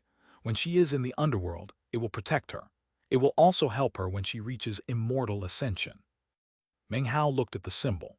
Considering the level of his cultivation base, how could he not see the terrifying life force that existed inside of it, and how Patriarch Blood Demon had grown weaker after it appeared?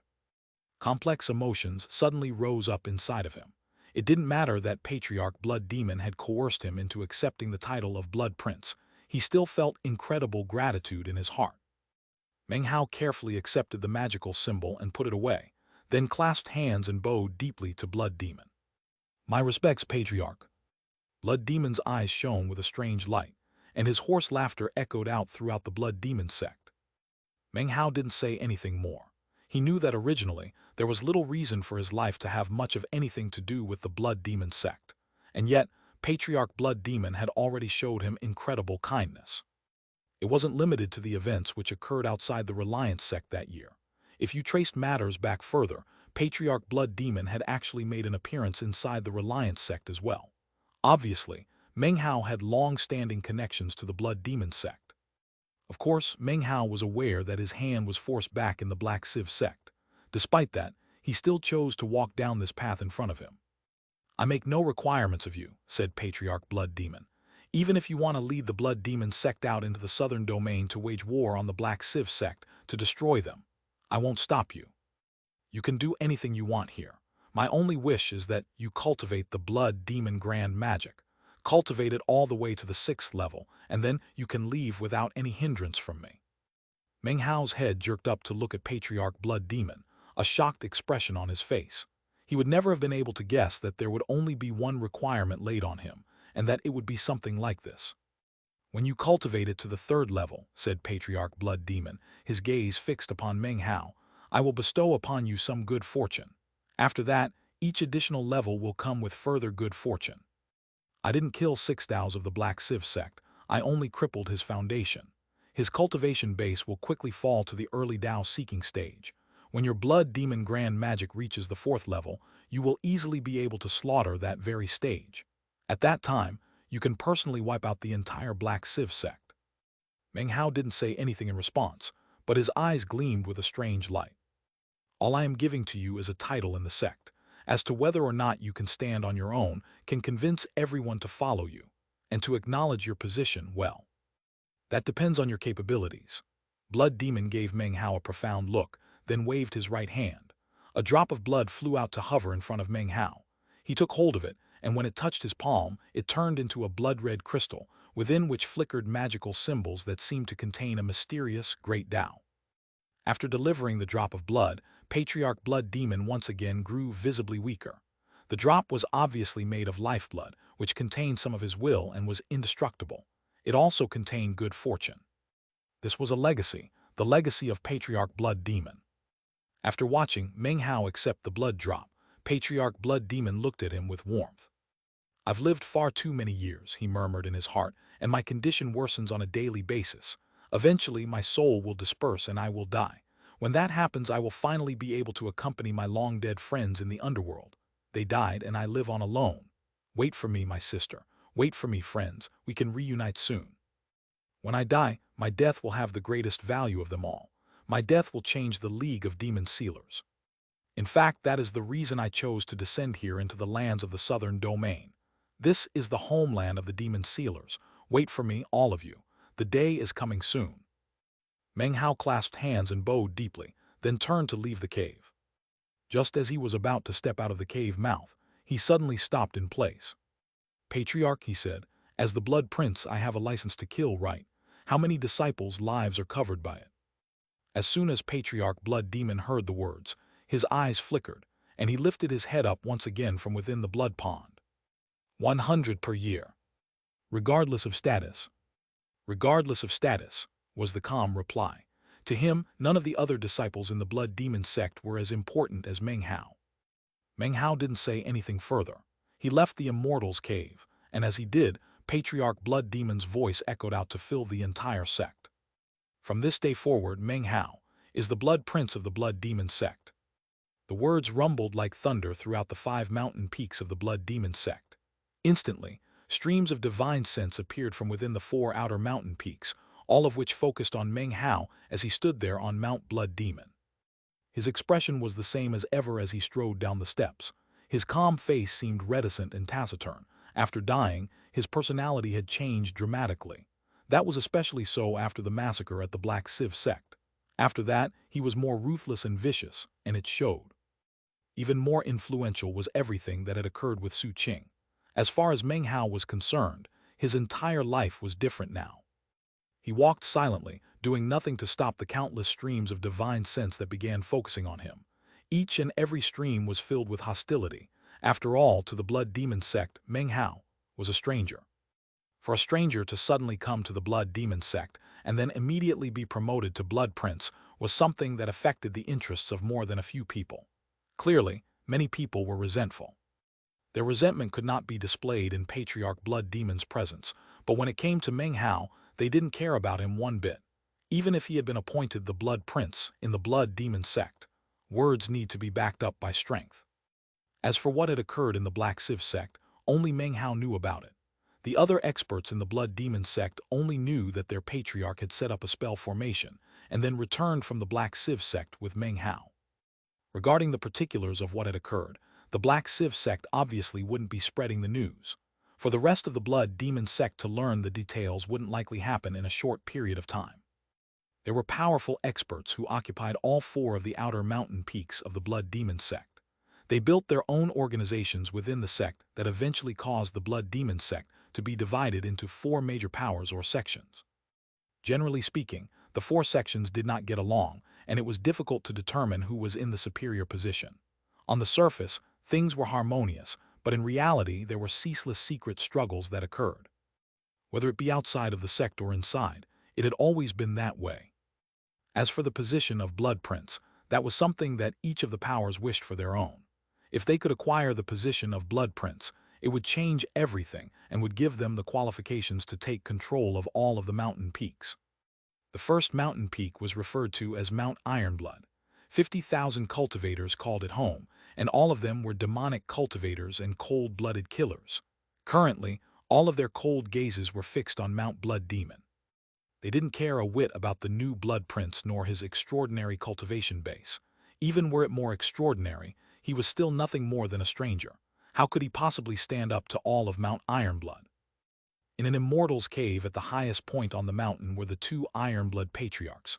They were not cultivators but rather demonic incarnations. As for their true selves, few people knew what they looked like. Normally, they didn't venture out very often, and currently, they sat there cross-legged, eyes open as they looked at Meng Hao. "Nothing more than some member of the junior generation," said one of them. There was also a middle-aged man who stood outside of the 2 patriarchs' immortal's cave. His eyes flashed with killing intent as he stared toward Mount Blood Demon. "The title of Blood Prince was intended for me, Chang Yi. This Meng Hao dares to snatch food out of the tiger's mouth. He's looking to die." His body began to glow with a bloody light, and seas of blood surged inside his eyes. The man was clearly in a rage, and countless bloody souls appeared around him, all of them emitting miserable shrieks. Gritting his teeth, he dropped to his knees and kowtowed toward the immortal's cave. "Masters, please allow disciple to take action." "He might be the Blood Prince," said one of the 2 Ironblood patriarchs, "but the only difference between his position and yours is that he has unique access to the Blood Demon Grand Magic. If you're skilled enough to make him bow his head, then he can become your puppet." "That's right," said the other, his voice cold. "If you're skilled enough to make him capitulate, then as the operators of the torture chamber, your masters will be within their rights to crush him. Of course, he was appointed by the patriarch, so you can't be the first one to make a move." The middle-aged man looked up, and his eyes flickered with viciousness. Without hesitation, he left the peak of the mountain. At the same time, on the 2nd mountain peak of the Blood Demon sect, which was known as Mount Darkheaven, a cultivator rose up from meditation to look at Mount Blood Demon. This was respected Patriarch Darkheaven, who was referred to as a demon, but was in fact a cultivator. Behind him were his 7 apprentices, none of whom seemed to be people of goodwill. Their eyes flickered with red light and killing intent. The tens of thousands of disciples on Mount Darkheaven, all of whom were commanded by Patriarch Darkheaven, silently stared with cold eyes toward Mount Blood Demon. This chapter was sponsored by Anonymous, Nat Krakruan, YJ Lowe, and Jade Sabo. Chapter 704, Blood Demon Grand Magic. Interesting, murmured Patriarch Darkheaven. The Patriarch did not assign him a mountain peak, nor any followers, huh? What does that mean? He appeared in the form of a boy wearing scholar's garment, and he stood there with his arms clasped behind his back. Master, said one of the apprentices standing behind him, why the hell does a stranger get to be the Blood Prince? I can't accept this. Yeah, allow us to go fight this Meng Hao guy, Master. Let's see whether or not he has the skill to act as the Blood Prince. What's your rush? The boy said with a ghastly chuckle. There will most certainly be others who are in much more of a hurry than you. Without another word, he turned to head back into his immortal's cave. The 7 apprentices, killing intent, filled the air. They exchanged glances and then stared back at Meng Hao as he descended the stone steps of Mount Blood Demon.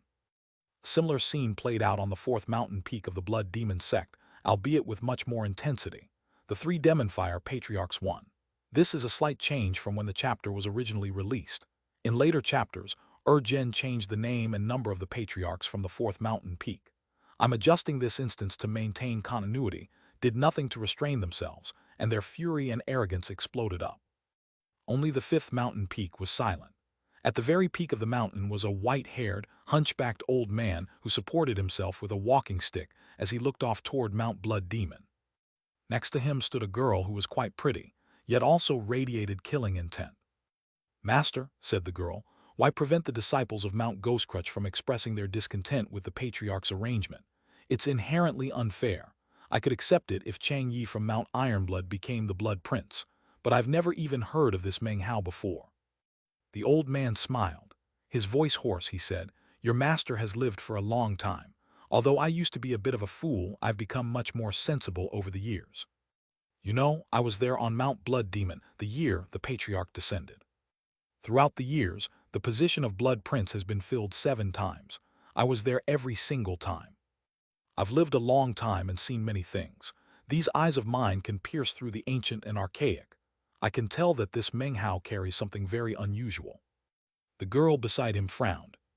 Don't provoke him, continued the old man. Don't even get near him. Master needs to observe him a bit more before making a decision. His eyes glittering, the old man returned to his immortal's cave. Meng Hao's expression was calm as he walked down the steps.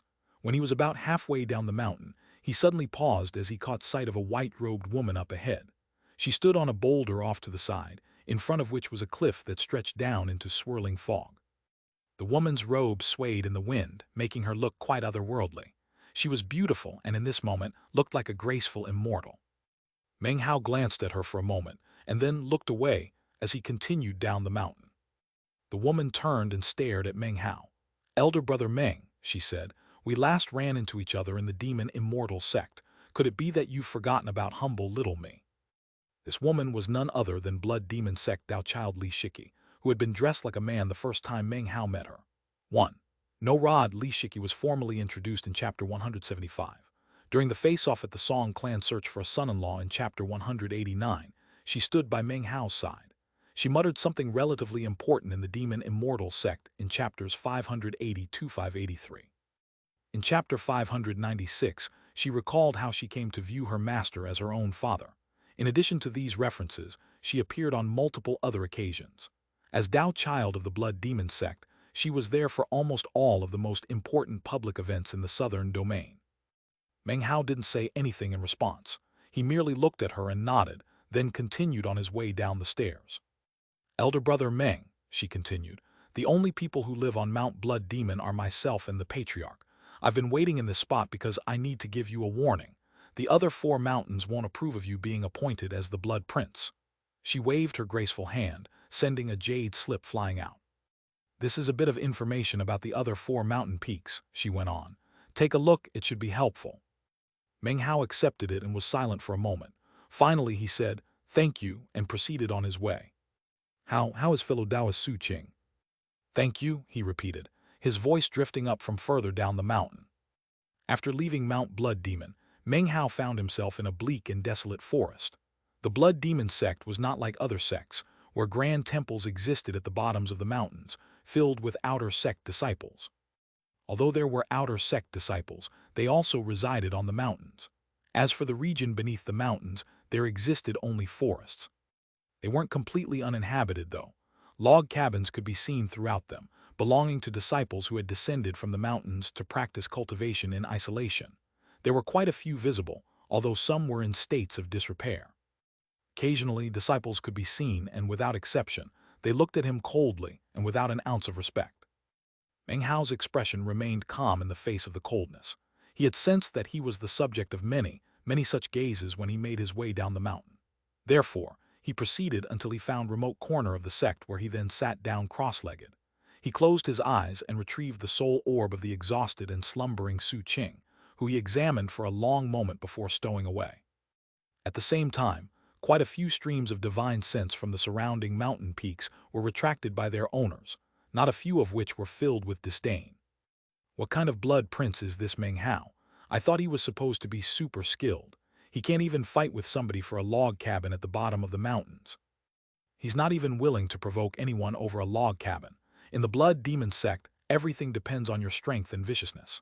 Immortals' caves, mountain peaks, one's beloved, techniques, cultivation resources, everything goes to the strongest.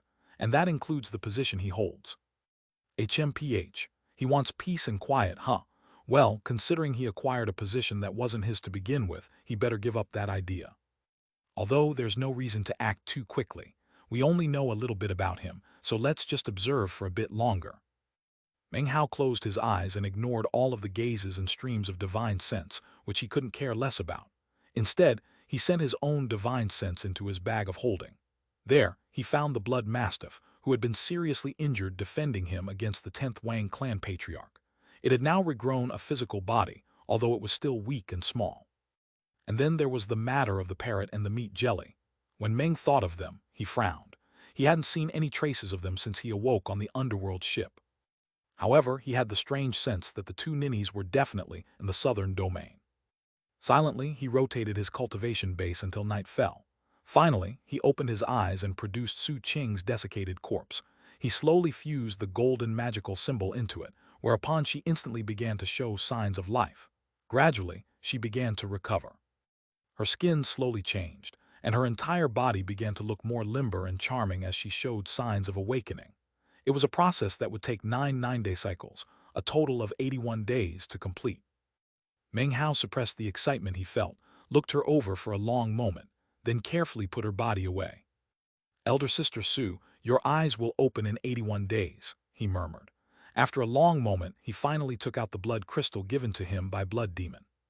He looked at it for only a moment before unhesitatingly pinching it between his fingers. Immediately, all the blood in his body began to seethe as if it were boiling, and emanate an indescribable, bloody aura. Simultaneously, magical symbols appeared in his head. They emanated a crude, ancient aura that transformed into a legacy. At the same time, the blood-colored mask inside of his bag of holding suddenly began to emit intense ripples. The blood mastiff inside trembled, seemingly instinctively responding to the aura coming out of Meng Hao, which it in turn absorbed. "Blood Demon Grand Magic," murmured Meng Hao. The Blood Demon Grand Magic was actually a taboo art in the Blood Demon sect. Only Patriarch Blood Demon himself possessed it. Even previous Blood Princes of the sect had only been introduced to the art orally. Meng Hao was the only one to acquire the true lifeblood legacy. The magic was organized into 6 levels, which were organized 2 to stratum, meaning there were 3 strata in total. "Qi and blood, spirit meridians, blood soul," he murmured, and a red glow appeared in his eyes. He suddenly discovered that he was possessed of incredible latent talent in regards to the cultivation of the Blood Demon Grand Magic. After only a moment, he reached the 1st level, and was halfway through the Qi and blood stratum. The Qi and blood stratum was terrifying. It was capable of absorbing the power of someone else's Qi and blood. Immediately, Meng Hao's eyes turned as red as fire. He slowly lifted up his hand, which had now turned bright red.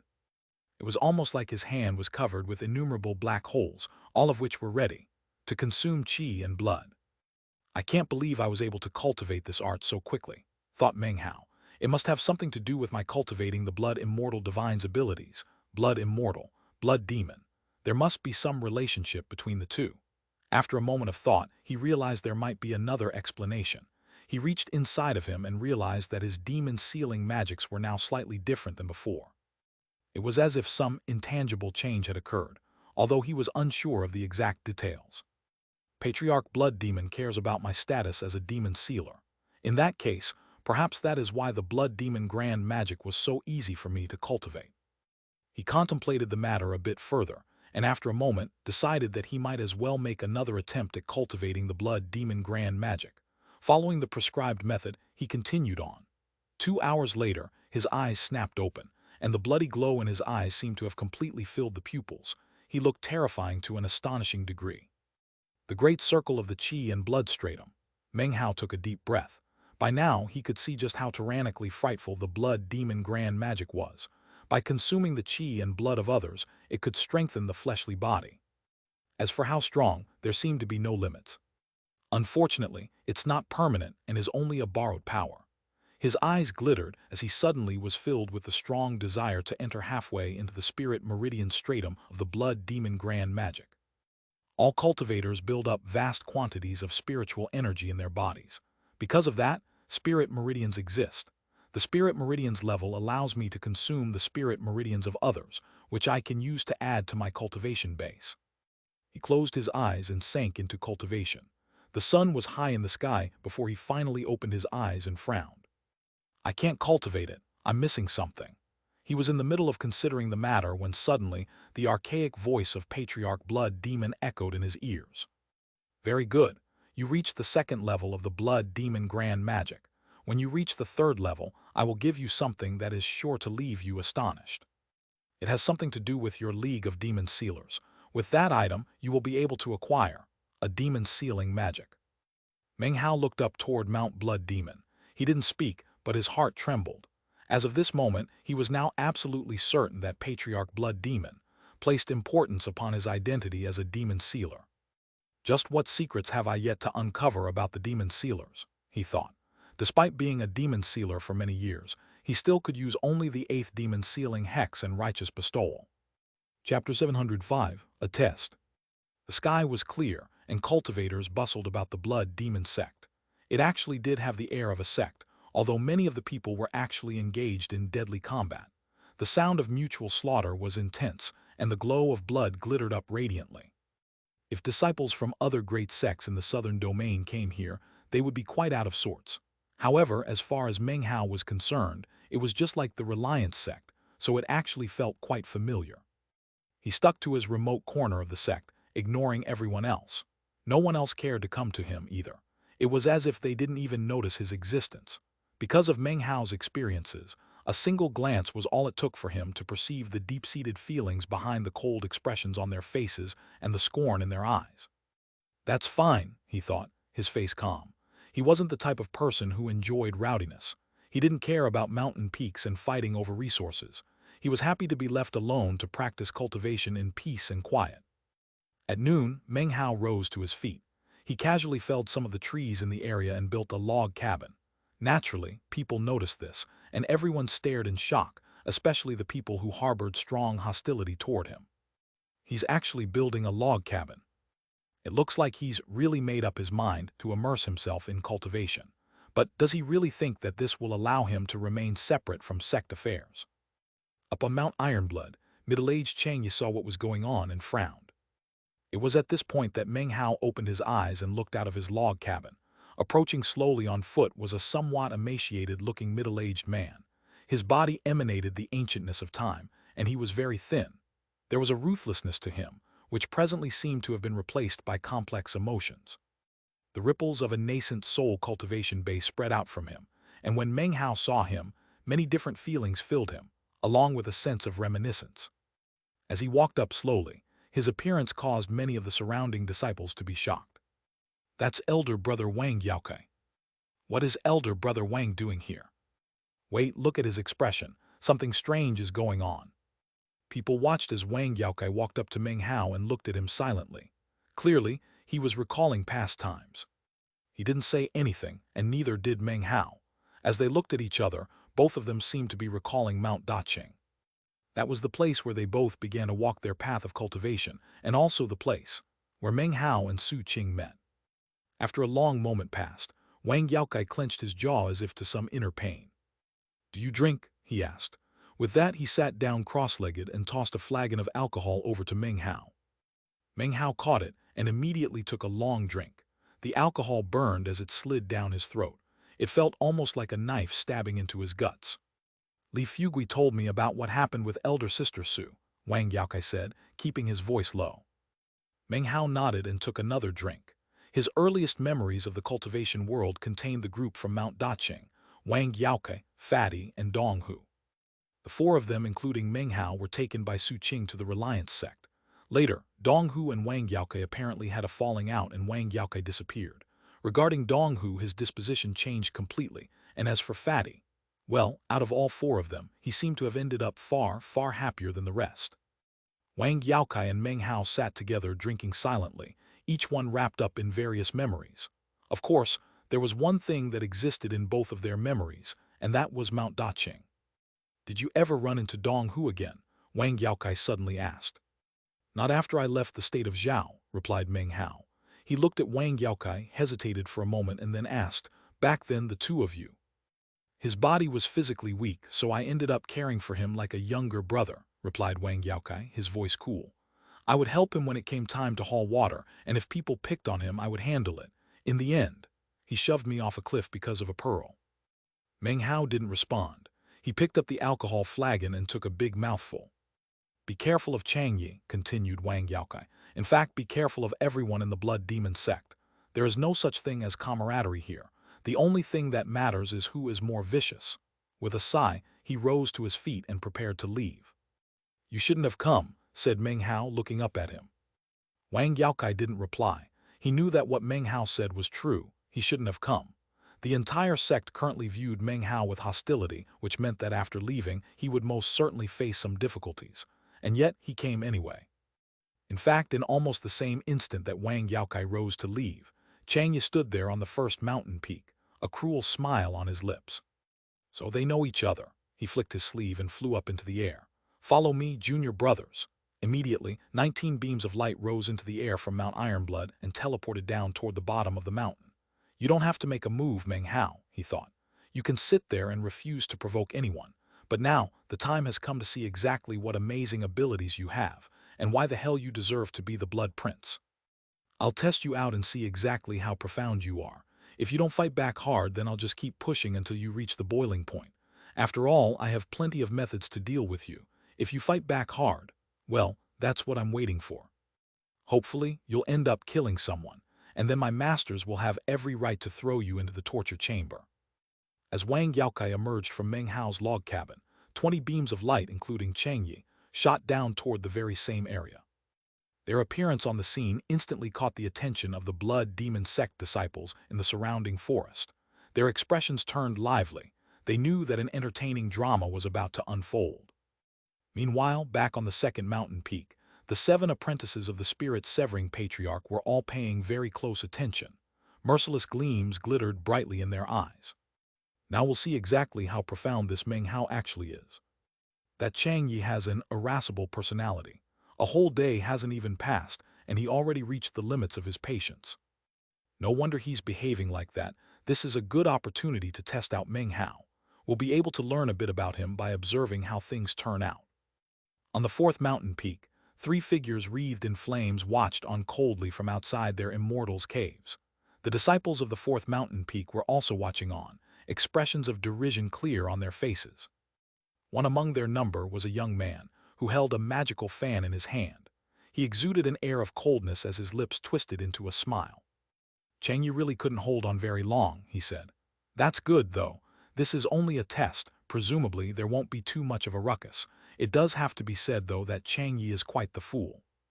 It's only been a single day, and Meng Hao was appointed directly by the Patriarch. If someone really tries to subdue him, the Patriarch will intervene. It's too bad a good opportunity will have been lost." On the fifth mountain peak, the pretty young woman's eyes were fixed on the scene that was playing out, and she was starting to get excited. As for the hunchbacked old man, he casually looked over to watch. "Master, do you think this Meng Hao will really be subdued if the matter turns serious?" Her eyes flickered with viciousness. "Serious?" said the old man, his tone one of pride in his own wisdom. Oh no, it won't get serious. It's a small matter. At worst, the harmony will be broken temporarily. You have only practiced cultivation for a short time, but Master has lived for far too long and has seen many things. I've watched things like this play out too many times. You just watch. The dispute regarding Meng Hao being the Blood Prince is just starting. It will take quite some time before it gets resolved. On Mount Blood Demon, Patriarch Blood Demon rested in the blood pond. His eyes opened, and he looked over at what was happening. So, what will he do? Li Shiki was also paying close attention, and a profound glint could be seen in her eyes. Everyone in the whole Blood Demon sect was looking in Meng Hao's direction. They all knew that this was his first time making a true public appearance in the sect. They all wanted to see exactly how he would respond to the test. Of course, it was only a test. Meng Hao's face was calm as he looked at the 20 beams of light approaching from Mount Ironblood. It didn't matter if it was Chang Yi up in front or the other 19 of his followers. They were all the same to Meng Hao. Of the 19, 8 were nascent soul cultivators, and 11 were at the great circle of core formation. As for Chang Yi, he had the highest cultivation base, the peak of the nascent soul stage. "Wang Yaokai," cried out someone from the group. The sound of the voice was like springtime thunder echoing out in all directions. They didn't even bother with any pretenses. As soon as the voice rang out, its speaker turned into a red beam of light that shot out from the group toward Wang Yaokai, filled with killing intent. Blood-colored magical items also flew out, whistling through the air. 3 of the nascent soul cultivators directly shot toward Wang Yaokai. As for everyone else, they surrounded the air, their eyes filled with coldness and derision as they eyed Meng Hao. That was especially true of Chang Yi, whose eyes were sinister and cold as he hovered in mid-air, his hands clasped behind his back. He looked at Meng Hao, waiting to see what he would decide to do. If Meng Hao didn't make a move, then it meant allowing Wang Yaokai to be seriously injured. If Meng Hao did make a move, well, that was exactly what Chang Yi was waiting for. He firmly believed that in that moment, his masters would appear and subdue Meng Hao. Rumbling sounds echoed out, causing Wang Yaokai's face to turn grim. He immediately teleported forward to escape, and at the same time transmitted an urgent message to Meng Hao. "Don't do anything. This is Chang Yi. His masters control the torture chamber, and you can't give them any reason to subdue you down. Don't worry about me." Even as Wang Yaokai teleported forward, Chang Yi laughed coldly and waved his right hand. 7 tiny flags flew out, which rapidly expanded in midair to form seals that forced Wang Yaokai back to the ground. Wang Yaokai's face flickered as the 3 nascent soul cultivators closed in, their faces filled with vicious killing intent. Everything happened in the blink of an eye. Booms echoed out and blood poured out of the corners of Wang Yaokai's mouth. He retreated, performing an incantation gesture that caused a divine ability to appear. At the same time, he shouted, "Elder Brother Chang Yi, I'm a disciple of the second mountain peak. Do you really dare to attack me?" "The second mountain peak," replied Chang Yi, laughing. An arrogant expression appeared on his face as he glanced in the direction of that very mountain. Immediately, a voice echoed out from the second mountain peak. "As is customary, we won't interfere with the matters of the torture chamber. Elder Brother Chang, if Wang Yaokai violated any rules, then you can do anything you wish. However, if he didn't violate any rules, then you'll be held responsible." Wang Yaokai's face grew grimmer as he looked at the incoming vicious nascent soul cultivators. He gritted his teeth and was just about to employ one of the sect's restricted techniques to stimulate his qi and blood, when suddenly Meng Hao stood up. His expression was calm as he arrived next to Wang Yaokai with a single step and gripped his shoulder. In the moment that he appeared, all eyes instantly fixated on him. Everyone from all of the 5 mountain peaks were watching. That was especially true of Chang Yi, who was inwardly going wild with joy. "Blood Prince," he said coolly, "what is the meaning of this? Don't tell me you're really going to interfere with torture chamber matters." He suddenly glared angrily at the other Mount Ironblood cultivators, who looked a bit hesitant. "Why haven't you apprehended him yet?" The cultivators gritted their teeth. Ignored Meng Hao, they advanced on Wang Yaokai, their killing intent radiating about intensely. It was at this point that a shocking coldness suddenly appeared in Meng Hao's placid eyes. This chapter was sponsored by Caleb Gleason, Jade Sabo, Matthew Jessen, Byron Cito, and Matthew Jessen. Chapter 706, Kill. A whistling sound filled the air as the 3 Mount Ironblood nascent soul cultivators gritted their teeth, ignored Meng Hao, and shot past him toward Wang Yaokai, radiating killing intent. They wouldn't kill him, of course. However, they would seriously wound him, especially considering that they represented the torture chamber, and their elder brother Chang Yi had personally given the orders. In their opinion, they clearly occupied the superior position, especially considering that they were essentially backed by the two Iron-blood patriarchs. A trifling blood prince, even if he did have a cultivation base exceeding their own, couldn't possibly fight back against the two Iron-blood patriarchs. Because of this line of reasoning, their killing intent grew even more intense than before. Magical items appeared as they shot forward, and the blood-colored glow rose to the heavens. Under the eyes of everyone in all of the mountain peaks of the sect, they shot forward. A cold smile could be seen on the face of Chang Yi as he glared icily at Meng Hao, waiting to see how he would respond to this test. "There is ruthlessness in my heart," murmured Meng Hao. "It's been there since I perished in the Milky Way Sea." He lifted his right hand and casually waved a finger. Although it appeared that the finger didn't actually point down onto anything but air in the blink of an eye, the fastest of the three Mount Ironblood cultivators immediately began to tremble. An expression of confusion flashed across his face, and then he coughed up blood. A moment later, he literally exploded. It was as if an enormous, invisible pair of hands had crushed him into a pulp. The speed with which it happened was incomparable. It was so sudden that everyone who was observing was flabbergasted. Behind Meng Hao, Wang Yaokai's face fell and his heart began to pound. "Not good," he thought. "Meng Hao is far too impulsive. What should I do?" Anxiety welled up in his heart. He could tell that Chang Yu was just testing Meng Hao, and could never have imagined that Meng Hao would act so rashly.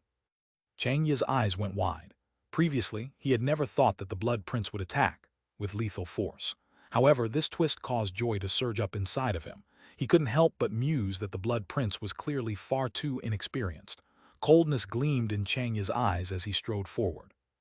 "Blood Prince," he bellowed, "how dare you violate sect rules?"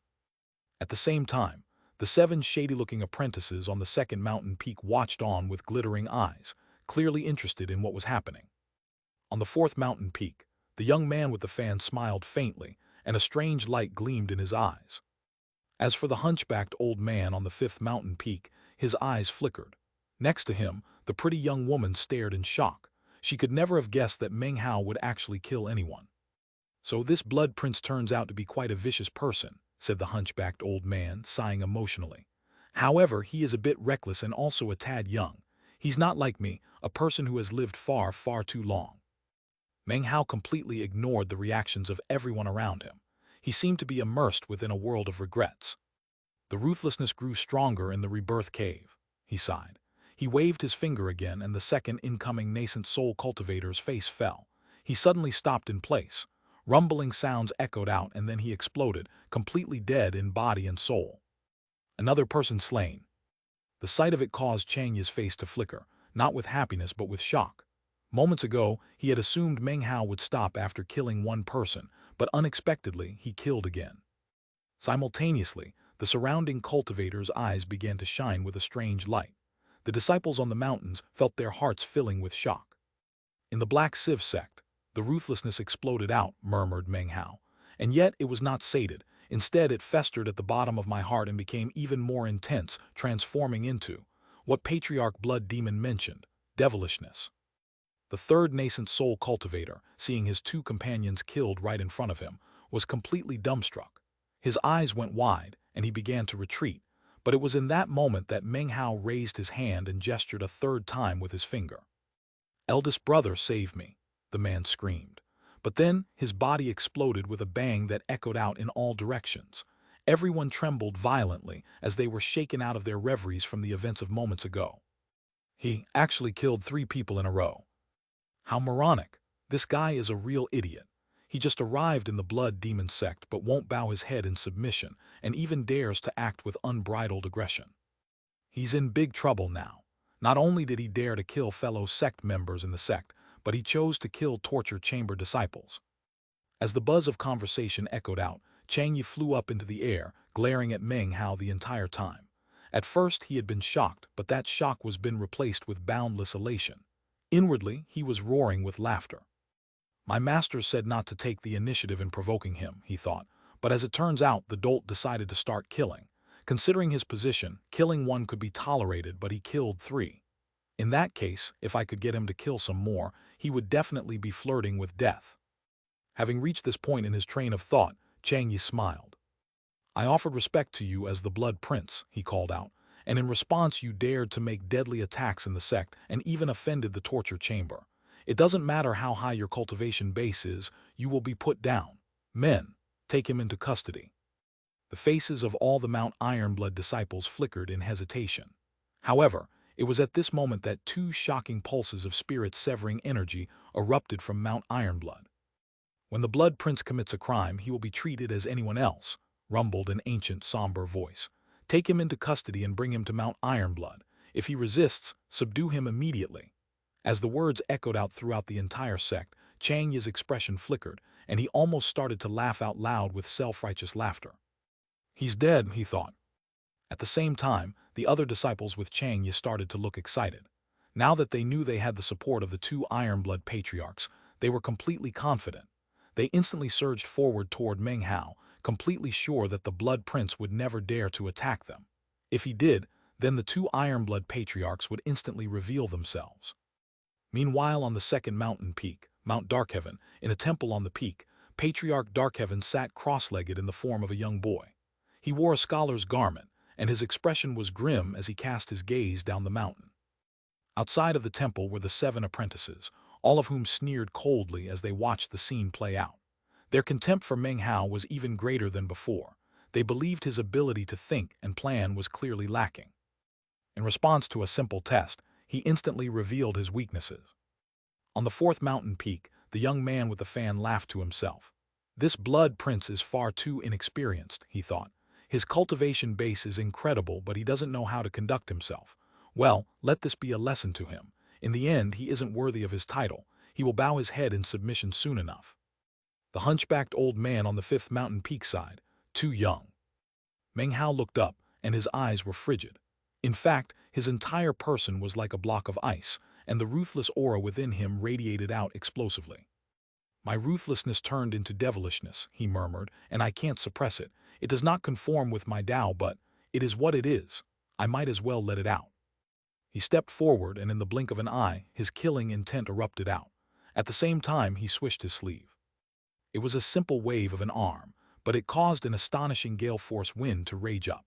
It was like a wind of heavenly destruction that swept out in all directions, slamming into more than a dozen incoming cultivators. As soon as it touched them, their faces fell, and blood sprayed out of their mouths. Regardless of the various levels of their cultivation bases, they were incapable of standing up to the mightiness of the wind, and their bodies were ripped into shreds. Blood and gore sprayed out in all directions. As for Xianxia, his face instantly went as pale as death, and his pupils constricted. His cultivation base was at the great circle of the nascent soul stage, so it was with great astonishment that he was barely able to stand up to the wind. However, the wind then wrapped around him, transforming into an enormous hand that grabbed him violently. It squeezed down and cracking sounds could be heard. Xianxia screamed miserably, "Masters, save me."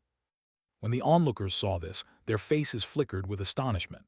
Up on the 2nd mountain peak, Patriarch Darkheaven shot to his feet. The hearts of the 7 apprentices outside of the temple filled with shock. On the 4th mountain peak and the 5th mountain peak, similar scenes played out. What is he doing? I can't believe he actually killed so many people. Is he challenging the torture chamber to battle? This was just a test, but he responded in this way. At this point, a cold snort echoed out from Mount Ironblood, and 2 streams of divine sense shot down toward the land below to rescue Xianxia. Meng Hao's expression was calm, as the huge hand in midair suddenly began to squeeze shut. "Stay your hand," roared the 2 streams of divine sense. Even as the sound rang out, Xianxia's screaming reached a fever pitch. "No," he cried, "this was just a test." Before he could finish speaking, a boom echoed out as his body was crushed into a pulp of mutilated flesh. His nascent soul was also completely destroyed. He was dead in flesh and soul. To him, it was just a test, but to Meng Hao, when it came to attacking, there was no such thing as any so-called testing. Deathly silence filled the air. No one could ever have predicted that a simple test would unexpectedly end this way. Moments later, the 2 streams of divine sense descended toward Meng Hao. "Are you looking to die?" roared one. "How dare you kill my Mount Ironblood disciples? I'm going to crush you." The 2 Ironblood patriarchs were furious. At the moment, it didn't matter that Meng Hao was the Blood Prince, or that they could sense something strange about his cultivation base. those things didn't matter. Truth be told, there was something strange about Meng Hao's cultivation base. The life force of a resurrection lily obscured the traces of his second severing, making it seem that he was only in the first severing level. He looked up, and not a trace of hesitation could be seen in his eyes as he sent his divine sense shooting out with intense ferocity. Bam! His divine sense was simply too powerful. The fact that the two Ironblood patriarchs were spirit-severing cultivators didn't matter. Their streams of divine sense were completely incapable of standing up to Meng Hao's and were immediately shattered. Massive ripples raged through the blood demon sect, whipping the trees and vegetation into a fury. All of the surrounding cultivators gasped in astonishment. "There's no need to come down here to try to subdue me," said Meng Hao coldly. "I'll head up there to subdue the two of you."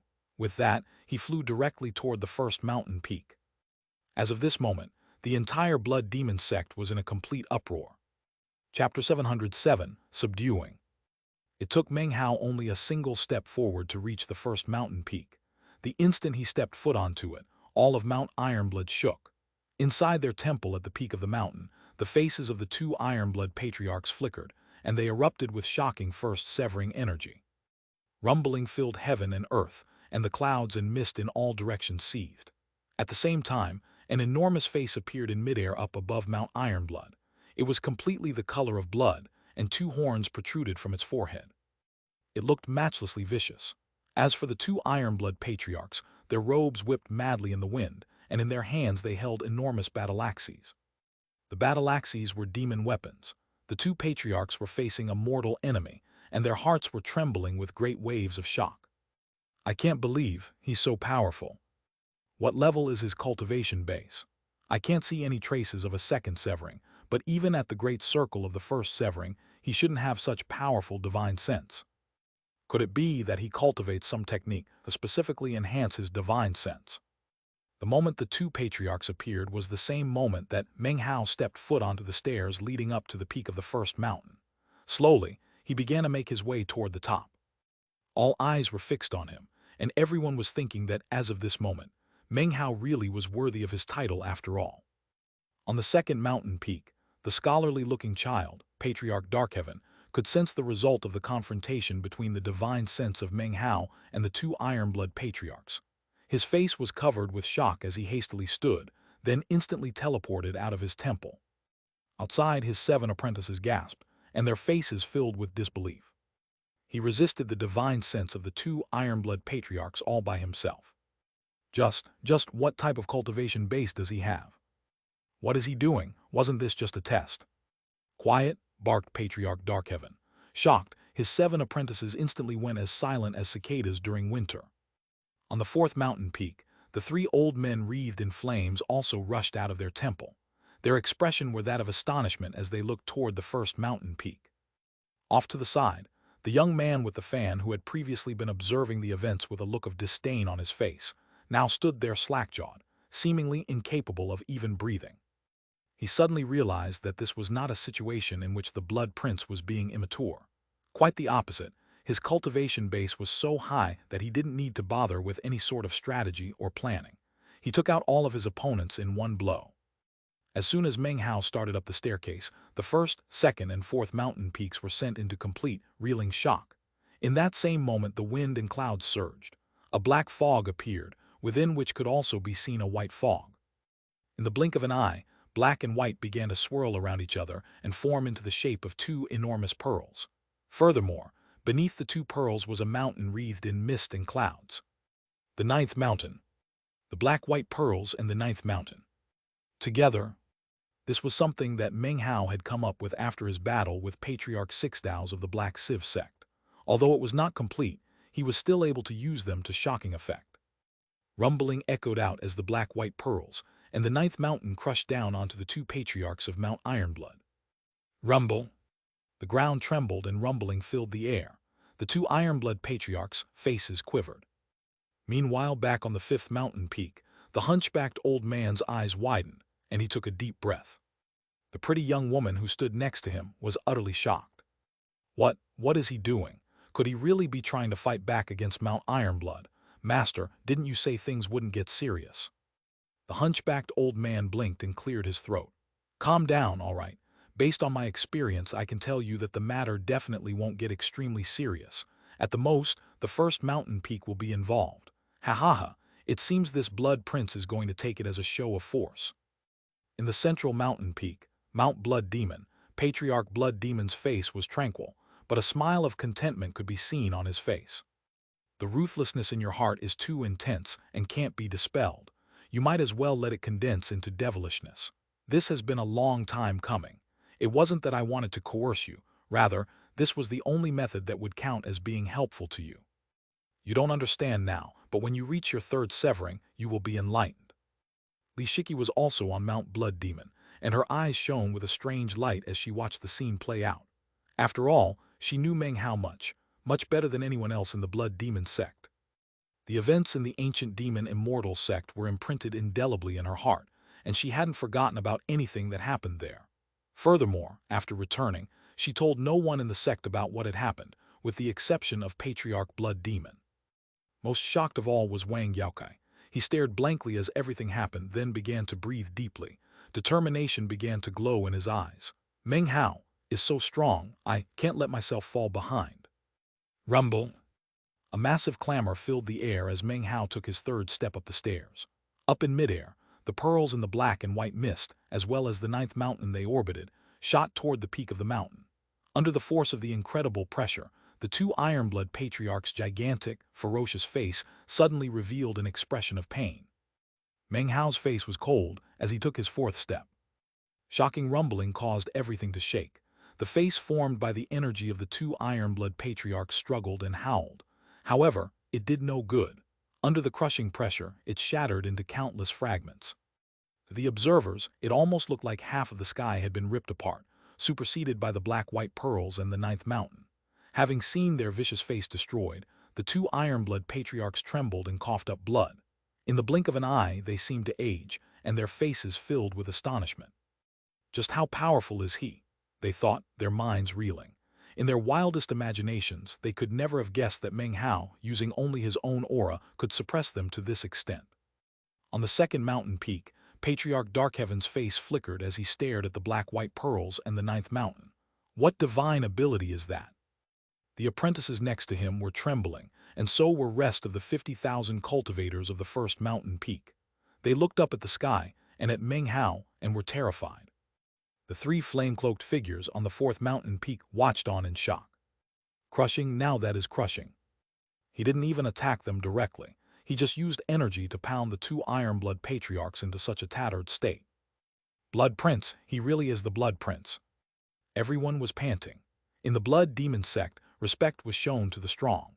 Other than some of the elite apprentices who earned their place because of their bloodline, everyone else was now completely astonished by Meng Hao's show of force. He took a fifth step.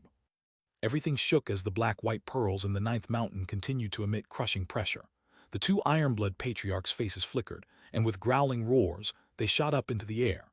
However, even as they flew up, rumbling echoed out and they were swatted back down. They slammed into the top of the mountain, causing it to tremble violently as it sank down into the ground by a full 3 meters. All observers were dumbfounded. The two Ironblood Patriarchs coughed up blood. Their bodies were covered with wounds, and their astonishment regarding the ninth mountain and the black-white pearls could not grow any further. If we can't fight the divine ability, then we'll battle with his true self. His magical techniques are monstrous. We can't fight from a distance. We need to get closer to attack. The two patriarchs roared, and their bodies emitted thumping sounds as they began to grow. They rapidly turned into 30-meter-tall, four-armed giants that looked like devilish fiends. Their foreheads sported double horns, and they looked nothing at all like humans, but rather demons. Their energy exploded out violently as they hefted their battle axes, and then transforming into streaks of light that shot down toward Meng Hao with monstrous killing intent. Die. Kill. Meng Hao was taking his sixth step as they bore down on him. He glanced at the two demons coldly, then lifted his right hand and slapped out violently. His fleshly body had experienced sanctification and was essentially at the great circle of spirit severing. It was second only to Tao seeking. His cultivation base was at the second severing, but his true power placed him as the #1 person under Tao seeking in all the lands of South Heaven. His palm roared through the air to land directly onto the two demons. A huge boom echoed out as the battle axes shattered into pieces. The faces of the two demons filled with astonishment, and blood sprayed out of their mouths. Miserable shrieks could be heard, and they appeared to be on the verge of exploding. Blood spurted out everywhere as they were sent tumbling backward. Meng Hao's palm slammed them back up toward the peak of the mountain. At the same time, the black-white pearls in the ninth mountain began to descend. "In-o-o-o. Patriarch, save us. Dark Heaven, Demon Fire, help us." When the two iron-blood patriarchs called out, bloody glows rose up from the second and fourth mountains. As they shot forward, a voice echoed out. "Enough. Your power has been established. Why haven't you stayed your hand?" The ruthlessness in Meng Hao's eyes flickered as he took his eighth step. "Screw off," he said, sending his divine sense exploding out. It transformed into a monstrous blood-colored beam that shot toward the incoming bloody glows. Its explosive intensity instantly shattered the two opposing beams, and they vanished. "Still want test me? Well then, take a good long look. I've taken a liking to this Mount Ironblood." As his voice rumbled out, the black-white pearls in the ninth mountain slammed down onto the peak of Mount Ironblood. Crush! Everything quaked, and a riot of colors flashed across the sky. The 50,000 disciples of the first mountain peak trembled as the two Ironblood patriarchs screamed miserably. Their bodies were instantly smashed by the ninth mountain. As their bodies were destroyed, their nascent divinities flew out, but were unable to escape. The black-white pearls immediately absorbed them, and they were sealed inside. In that moment, Meng Hao finished taking his eighth step and reached the peak of the mountain. As he stood there alone, all of the disciples of the first mountain peak dropped trembling to their knees and began to kowtow. "We offer our respects, Blood Prince. We offer our respects, Blood Prince." The voices echoed out from the first mountain peak, rising into the air and spreading out like massive waves. The entire Blood Demon sect was filled with the sound of it. However, even as the sound rolled out, a grim, penetrating voice could be heard. "Meng Hao, you might have a high cultivation base, but this is the Blood Demon sect. Killing the torture chamber patriarchs to usurp their position is against sect rules. You will provide compensation. Crushing the two Ironblood fellow Taoists requires that you provide compensation." The voices came from the second and fourth mountain peaks. Patriarch Darkheaven and the three Demon Fire patriarchs refused to give in, and in their minds, Meng Hao had already established his power. In their opinion, Patriarch Blood Demon would certainly appear soon. Since that was the case, they spoke up to maintain their own face and make sure everyone knew that they did not fear the Blood Prince. This chapter was sponsored by Fabian Moule, Zid Salman, Lucas A. and Daniel Young. Chapter 708, Sever the Devilish, Seek the Tao. In their opinions, there was no way that Meng Hao would be willing to make enemies of the entire Blood Demon sect. The price had already been paid for the test, so they would naturally speak up to preserve their dignity. Therefore, they made up their minds to worry later about how to deal with Meng Hao. In their reckoning, the next that would happen was that Patriarch Blood Demon would appear and smooth things over. On the fifth mountain peak, the pretty young woman raised her hand to her chest. Everything that had occurred so far had left a deep impression upon her. As for the hunchbacked old man, he took a deep breath, cleared his throat, and then coolly said, "Patriarch Blood Demon will appear now and the matter will be concluded. Ah, this Blood Prince. Too young, too impulsive. I've lived for too long and—" However, before he could finish speaking, Meng Hao completely ignored the mangled corpses at his feet and turned his head to look at the second mountain peak. The icy ruthlessness in his eyes grew even stronger. "How about I give you your compensation right now?" he said. To the disbelief of all onlookers, he began to move straight toward the second mountain peak. The Blood Demon sect instantly went as quiet as a graveyard. On the second mountain peak, Patriarch Darkheaven's face fell. "Lunatic," he thought. "This damned bastard is a lunatic." Face flickering, he backed up. I was just babbling," he thought, "but he's actually, damn it." The three Demon Fire patriarchs on the fourth mountain peak were also shocked. Gritting their teeth, they flew in succession toward the second mountain peak. Meng Hao moved with incredible speed, so it only took a moment for him to close in. He raised his right hand and the black-white pearls appeared, circulating around the ninth mountain. As they hovered above the second mountain peak, the sky shook and the land quaked. The disciples of the Blood Demon sect were flabbergasted to the extreme. Gasps could be heard as they looked up at their matchlessly domineering Blood Prince. "There's no need to come down here to try to crush me. I'll head up there to crush all of you. How about I give you your compensation right now? That's what the Blood Prince said, domineering to the max. He's definitely the Blood Prince of our Blood Demon sect. The bloodline disciples of various other patriarchs in the sect were now all panting as they realized that their Blood Prince was completely domineering. Their eyes were filled with fanaticism as they stared at Meng Hao. Have a Blood Prince like this was something incredibly impressive. In contrast, Patriarch Darkheaven of the Second Mountain, as well as his 7 apprentices, were all pale-faced and trembling. Previously, they had sneered at Meng Hao and looked down with scorn at his youth. By now, they had come to their senses and could do nothing but stare at him in astonishment. As for the young man with the fan on the 4th mountain peak, his face was pale white with shock. He suddenly realized that the Blood Prince might look harmless, but was in fact completely overbearing when provoked.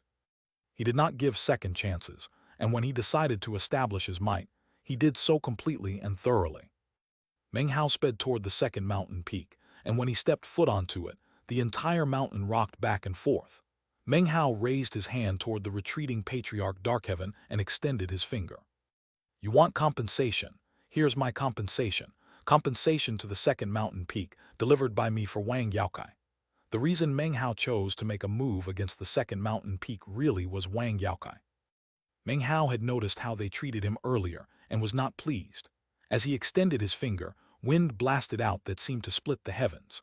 The black-white pearls in the 9th mountain transformed into a blur that shot toward the boy in the scholar's garments, who was none other than Patriarch Darkheaven. Patriarch Darkheaven's face fell, and he immediately performed an incantation.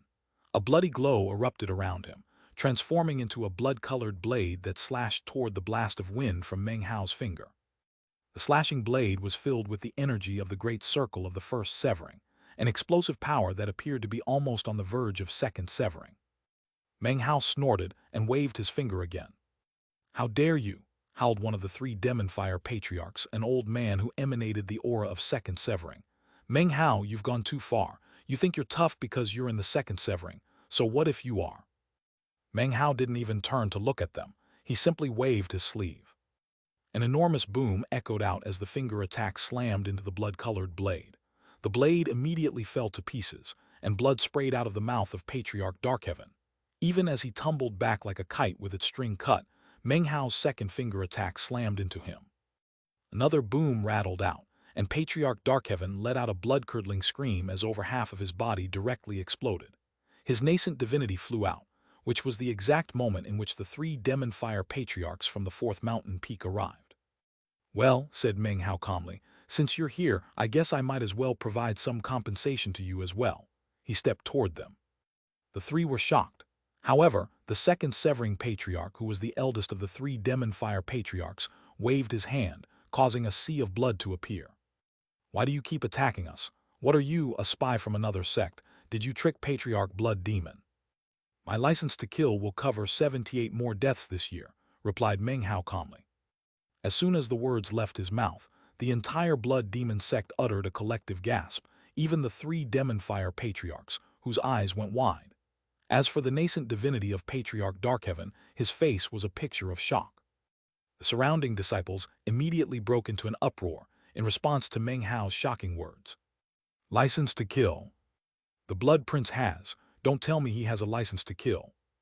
Heavens, does the license to kill cover all cultivation bases? He has so much power, the lives of all disciples are in his hands. On the 5th mountain peak, the hunchbacked old man stood there blankly. Next to him, the pretty young woman's eyes were wide and she was panting. Master, what's this license to kill all about? Without even thinking about it, the old man started to talk. Ahem, there's no need to worry. I've lived for too long and this is just a test it whoa. He was only about halfway through his speech when he noticed his apprentice staring at him with a strange look in her eye. He cleared his throat again. Master, you said the same thing in the very beginning except that Chang Yi got killed. You repeated yourself, and afterward the 1st mountain peak was crushed. You said the same thing, after which the 2nd mountain peak and the 4th mountain peak took action. Now you're saying the same thing yet again. The young woman trailed off and didn't continue speaking. In the same moment that her voice trailed off, Meng Hao waved his arm, causing the 9th mountain to appear and shoot toward the 3 demon fire patriarchs. As it bore down on them, the three demon fire patriarchs' expressions were extremely serious. They immediately unleashed divine abilities. As for the second severing cultivator, he spit out a fireball that set the sea of blood aflame. Bloody fire roared up around him, rapidly transforming into the shape of a gigantic deer's head. The deer's head was formed completely of fire, and it had two enormous antlers. It shot toward the incoming ninth mountain. As it flew through the air, the other two demon fire patriarchs combined their power to cause the body of a deer to form around them, which then connected to the deer head. The massive, fully formed deer then hurtled toward the black-white pearls and the ninth mountain, emanating incredible ripples of second spirit severing power that were only a hair away from the power of third severing. Meng Hao's eyes glinted with coldness. Without hesitation, he waved his right hand, causing the power of his cultivation base to explode out. Fissures appeared in the air all around him. The wind surged and the clouds seethed. Rumbling sounds echoed about in all directions as the black-white pearls in the ninth mountain suddenly expanded, doubling in size and might. The increase caused an incredible pressure to radiate out. Inside the deer, the three demon fire patriarchs, faces filled with disbelief. Boom! The ninth mountain slammed into the giant deer, sending a huge explosion blasting out in all directions. The deer was torn into pieces, and the three old men inside coughed up blood as they were sent spinning backward through the air. Their cultivation bases were in chaos, their faces pale, and their hearts surged with waves of shock. This is impossible. He's so strong, he wasn't even fazed by the combined power of all three of us. They weren't the only incredulous ones. All of the disciples in the Blood Demon sect had similar reactions. Even Li Shiki, who knew a bit about Meng Hao's cultivation base, was shocked. She never expected Meng Hao to be powerful to such a terrifying level. After all, she only knew a bit about what had happened in the Black Civ sect. Nobody knew the true level of Meng Hao's strength. Were it not for Patriarch Six Dao's, the Black Civ sect would have been completely annihilated. The hunchbacked old man on the fifth mountain peak had an incredibly serious look on his face, and his eyes shone with a strange light. "I'm old," he muttered, "really and truly old. I finally ran into one of those legendary inhumans and yet didn't recognize it. He's clearly a Dao-severing inhuman. There is a rare type of cultivator whose lives are filled with such twists and turns that they either perish or shock the heavens. When they mature, they can slay the Dao-seeking stage, even when in the spirit-severing stage. People like that are called Dao-severing. His ruthlessness has already turned into a devilish will. However, the devilish and the Dao are linked. Both contain a will of persistence. Both are ultimate achievements. The path of Dao-severing is a difficult one. Sever the Dao, become a devil. Of course, devil-severing is another path, an even more difficult one. Sever the devil, achieve the Dao. Patriarch, is that why you made him the blood prince of the Blood Demon sect? Dao-severing requires a Dao heart. Devil-severing requires a devilish will. I suddenly have a very strong desire to be there the day he performs devil-severing. Sever the devilish, seek the Dao. Even as the old man muttered to himself on the fifth mountain, his eyes grew bright and he turned to look at Mount Blood Demon. In Mount Blood Demon, Patriarch Blood Demon sat cross-legged in the blood pond. His eyes gleamed with obstruseness, within which infinite ancientness seemed to flow. Sever the devilish, he murmured, seek the Dao. Meng Hao, you can't blame me. I planted the devilish seed within you, but the reason is that the path of the League of Demon Sealers is incorrect. I will use my remaining years to help you mold your devilish will, and then wait for you to sever the devil. That is Dao-seeking. Sever the devilish, seek the Dao, then sever the immortal. What's so difficult about that? When that time comes, you will have sown great karma with the demonic. When the day arrives in which you reach the true pinnacle, don't forget your demonic destiny. Wait for me, my sister, my friends. We will be meeting again soon. Soon, I will be able to accompany you once more. The aura of death which surrounded him continued to grow stronger. Chapter 709, Blood Demon Grand Magic, 1. No, this chapter title is not the same title as Chapter 704. If you have eyes, you should be able to see the difference. The enormous deer collapsed, and the three demon fire patriarchs were sent tumbling backward. Trembling, Patriarch Darkheaven's nascent divinity attempted to flee with all the speed he could muster. His heart was currently filled with infinite regret at the words he had spoken earlier. He also felt incredible hatred toward the two Ironblood patriarchs, and especially the now-dead Xianxia. Were it not for them, he and the others wouldn't be in such a tough situation now. Damn it, if I had known earlier that it would end up like this, I would never have provoked that jinx. Why hasn't the patriarch appeared? Don't tell me this Meng Hao is really going to kill all of us. As they rushed to escape, Meng Hao's eyes flashed with coldness. He sped forward with unspeakable speed that caused the 4 cultivators' scalps to go numb. As he neared, he began to unleash the blood demon grand magic.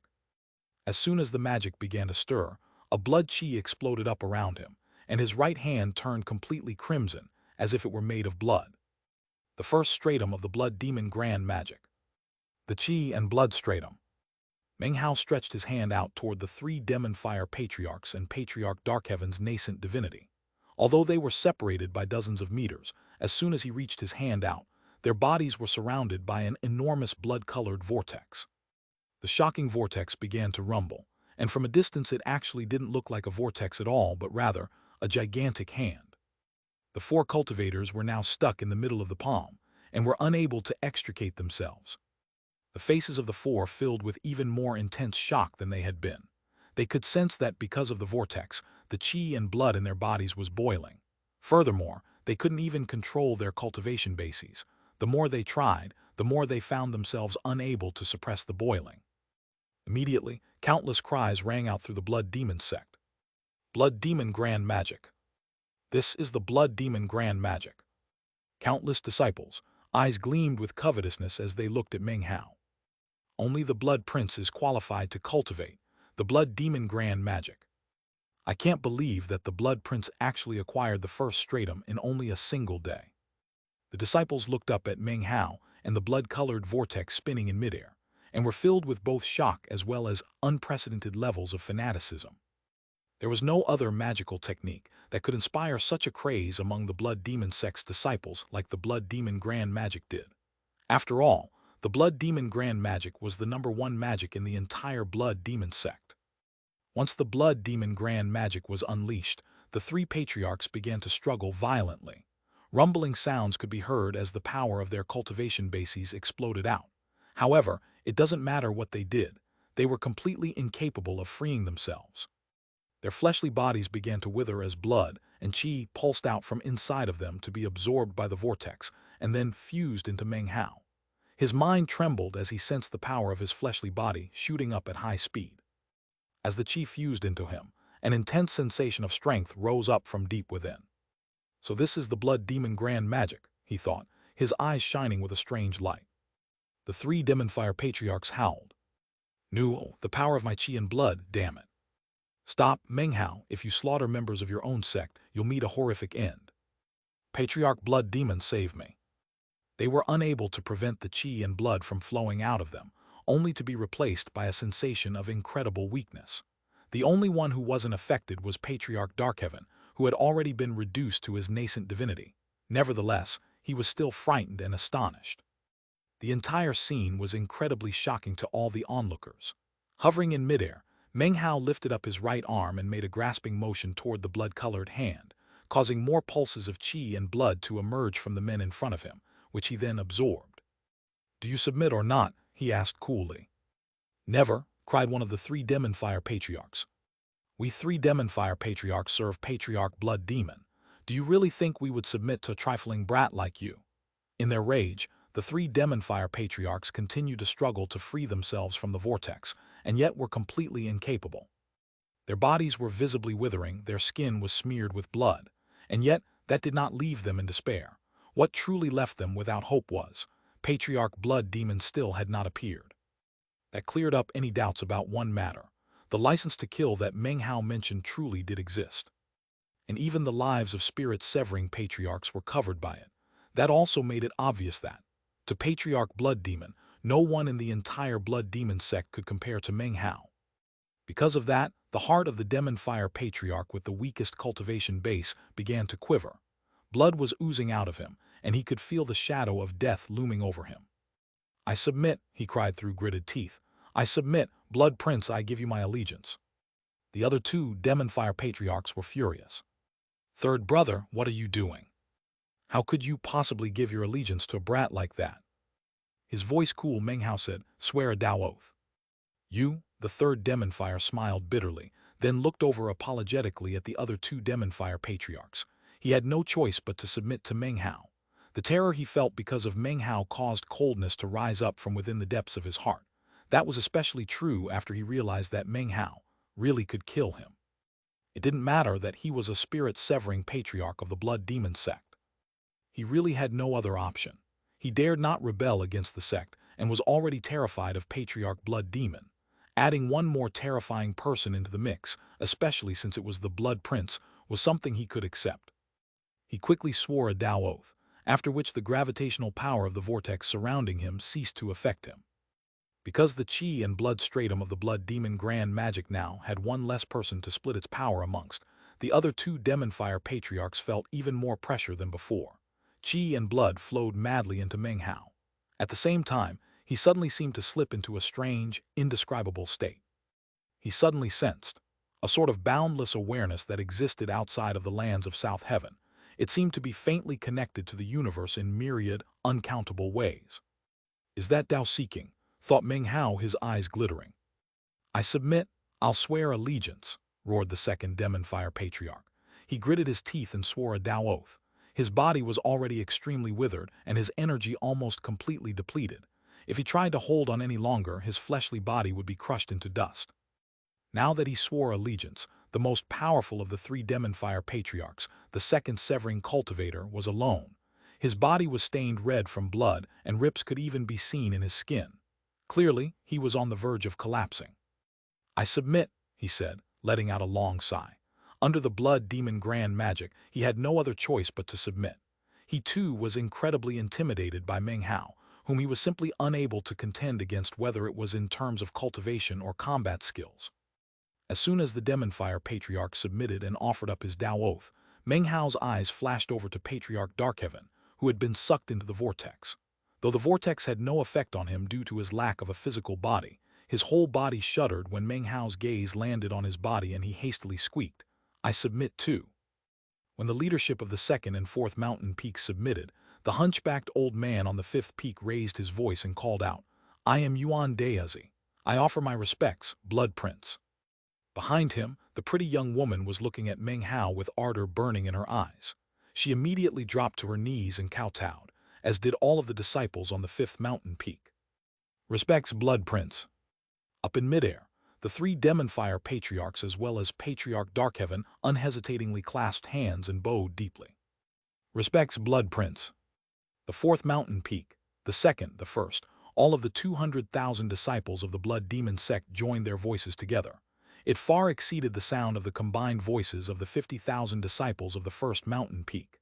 The massive sound waves exploded out, shaking everything. As he hovered in midair, Meng Hao waved a hand, causing the blood-colored vortex to vanish. At the same time, the absorption of any chi and blood ceased. I can't waste any of it, he thought.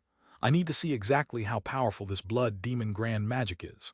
A strange light appeared in his eyes, and he clenched his fist. Then he focused all of the power of the chi and blood he had absorbed into a single blow aimed at the sky. Bright colors flashed, and a huge roaring sound filled the air as Meng Hao's fist shot out. The sky shook, and the air was rent by rifts. An enormous black hole appeared in midair, which then transformed into a twisting beam of light that shot off into the void. From a distance, it almost looked like a black dragon, incomparably vicious, with a desire to cause the fall of the heavens. The rip in the heavens emanated an aura that left even the spirit-severing cultivators trembling.